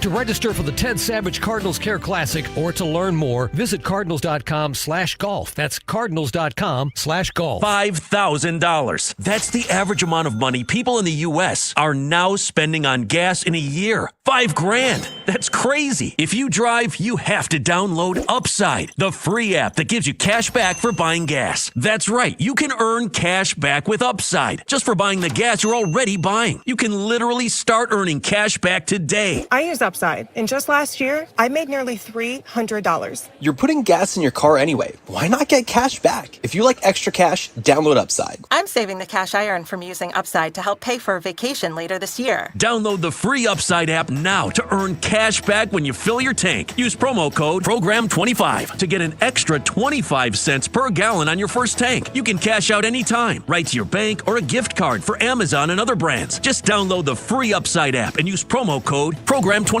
for a 25 cents per gallon bonus on your first tank. That's code PROGRAM25 for a 25 cents per gallon bonus. Is your home, business, or church looking tired, chalky, or in need of curb appeal? Go Rhino. Tired of painting year after year?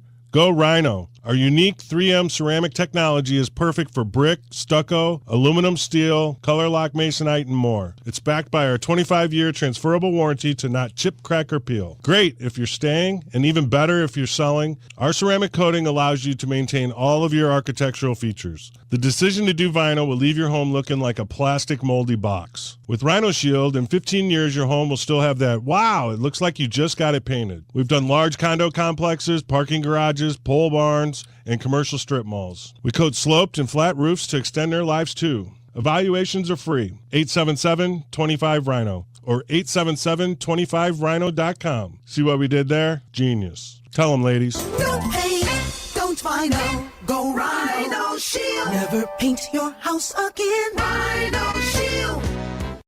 Broadcasting from the Scott Credit Union Studio, 104.1 FM KMOX. Now, back to the Gray Bar Sports Open Line, presented in part by St. Luke's Hospital, St. Louis's #1 heart hospital, on 104.1 FM KMOX.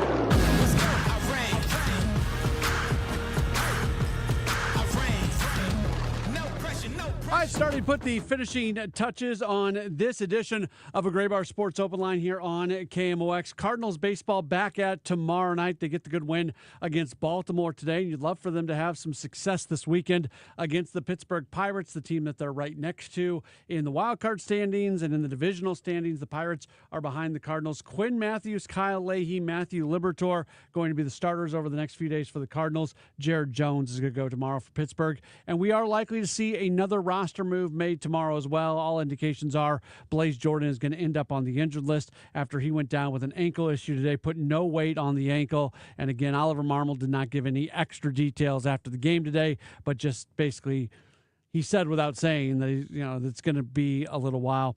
I would guess that we are likely to see Thomas Saggese back with the team, and that may just be a weekend-long thing because the team has said that they do expect Mason Wynn to be back very soon and just missing this homestand. So when the Cardinals hit the road once again and head out west, you could see Mason Wynn. And then they're going to have a decision to make. We'll see what happens with Thomas Saggese. I'm still, by the way, and I get pushed back on this, and I get it because he hasn't really shown it at the big league level.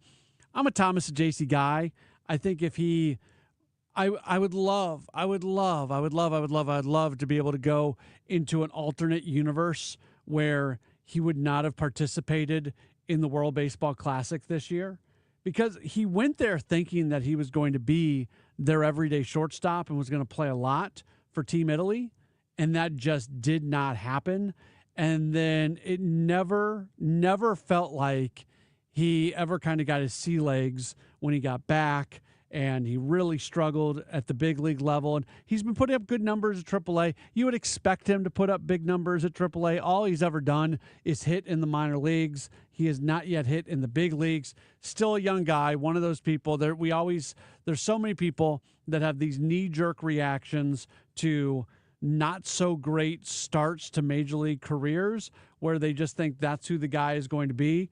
Could I be wrong? Could Sajacy be somebody that never really latches on full-time on a big league club? Yeah, that could happen, but I still think the jury is way, way, way, way out on him. And the way he has hit in the minor leagues makes me believe he's going to be hitting in the big leagues. The question is going to be, can he do it on a part-time basis? Because he's not a big-time power hitter. He's not like a huge bat. If that's who he is, but he needs to be playing every day to get to that point, that's where it becomes tough. And that's where a guy like him needs to figure out how to be that guy, but be that guy not playing every day. Maybe it's not going to be Sajacy. Maybe the Cardinals are going to do something totally and completely different, but that would seem to make sense, at least for the time being. Mentioned this earlier. They're not out of options in terms of who's going to cover second and who's going to cover third. That's sort of what gets impacted here with Jordan going down. And the reason I mentioned second is because we've seen Ramon Arias play some second with J.J. Weatherholt being down. Arias can play third. You're going to see Gorman at third. It seems like it could make sense for that to be a bit of a platoon. Fermin is still around. You can have him at third. You can have him at second as well.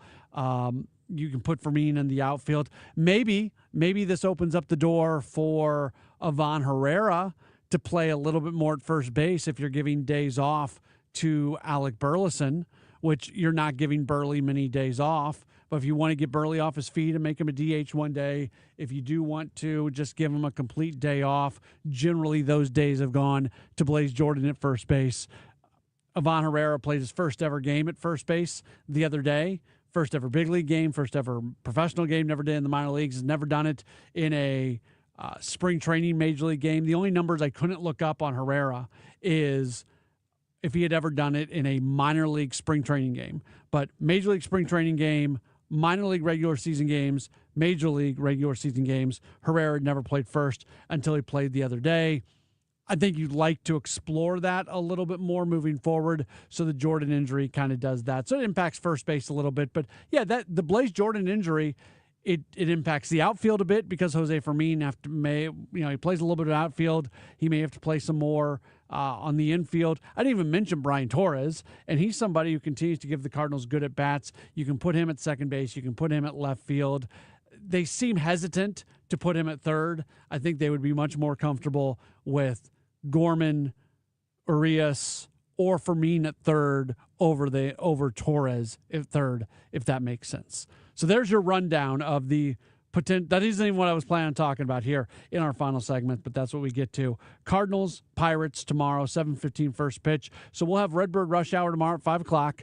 Kevin, myself, Bernie will be on tomorrow because it's a Friday. And then we won't have any sports open line, and we'll jump into Cardinals baseball after the 6 o'clock news tomorrow. Appreciate you being tuned in with us today. Thanks to all my guests who are on the program. Have a wonderful night. Enjoy going to bed knowing the Cardinals won earlier today, and we'll talk to you again tomorrow for Cardinals baseball here on KMOX. Hi, this is Charlie Brennan. This is a great time to schedule those tuck pointing repairs. When you're out in the yard or on your patio, take a look over your brick, your stone, and your mortar joints on your walls, your chimney, your walkways, and your retaining walls. If they need repair, Morelli Tuck Pointing would love to help. It's a good idea to do that home maintenance before leaks are created or rebuilding is necessary. I've used Morelli Tuck Pointing to repair the brick chimneys, the walkways, and the walls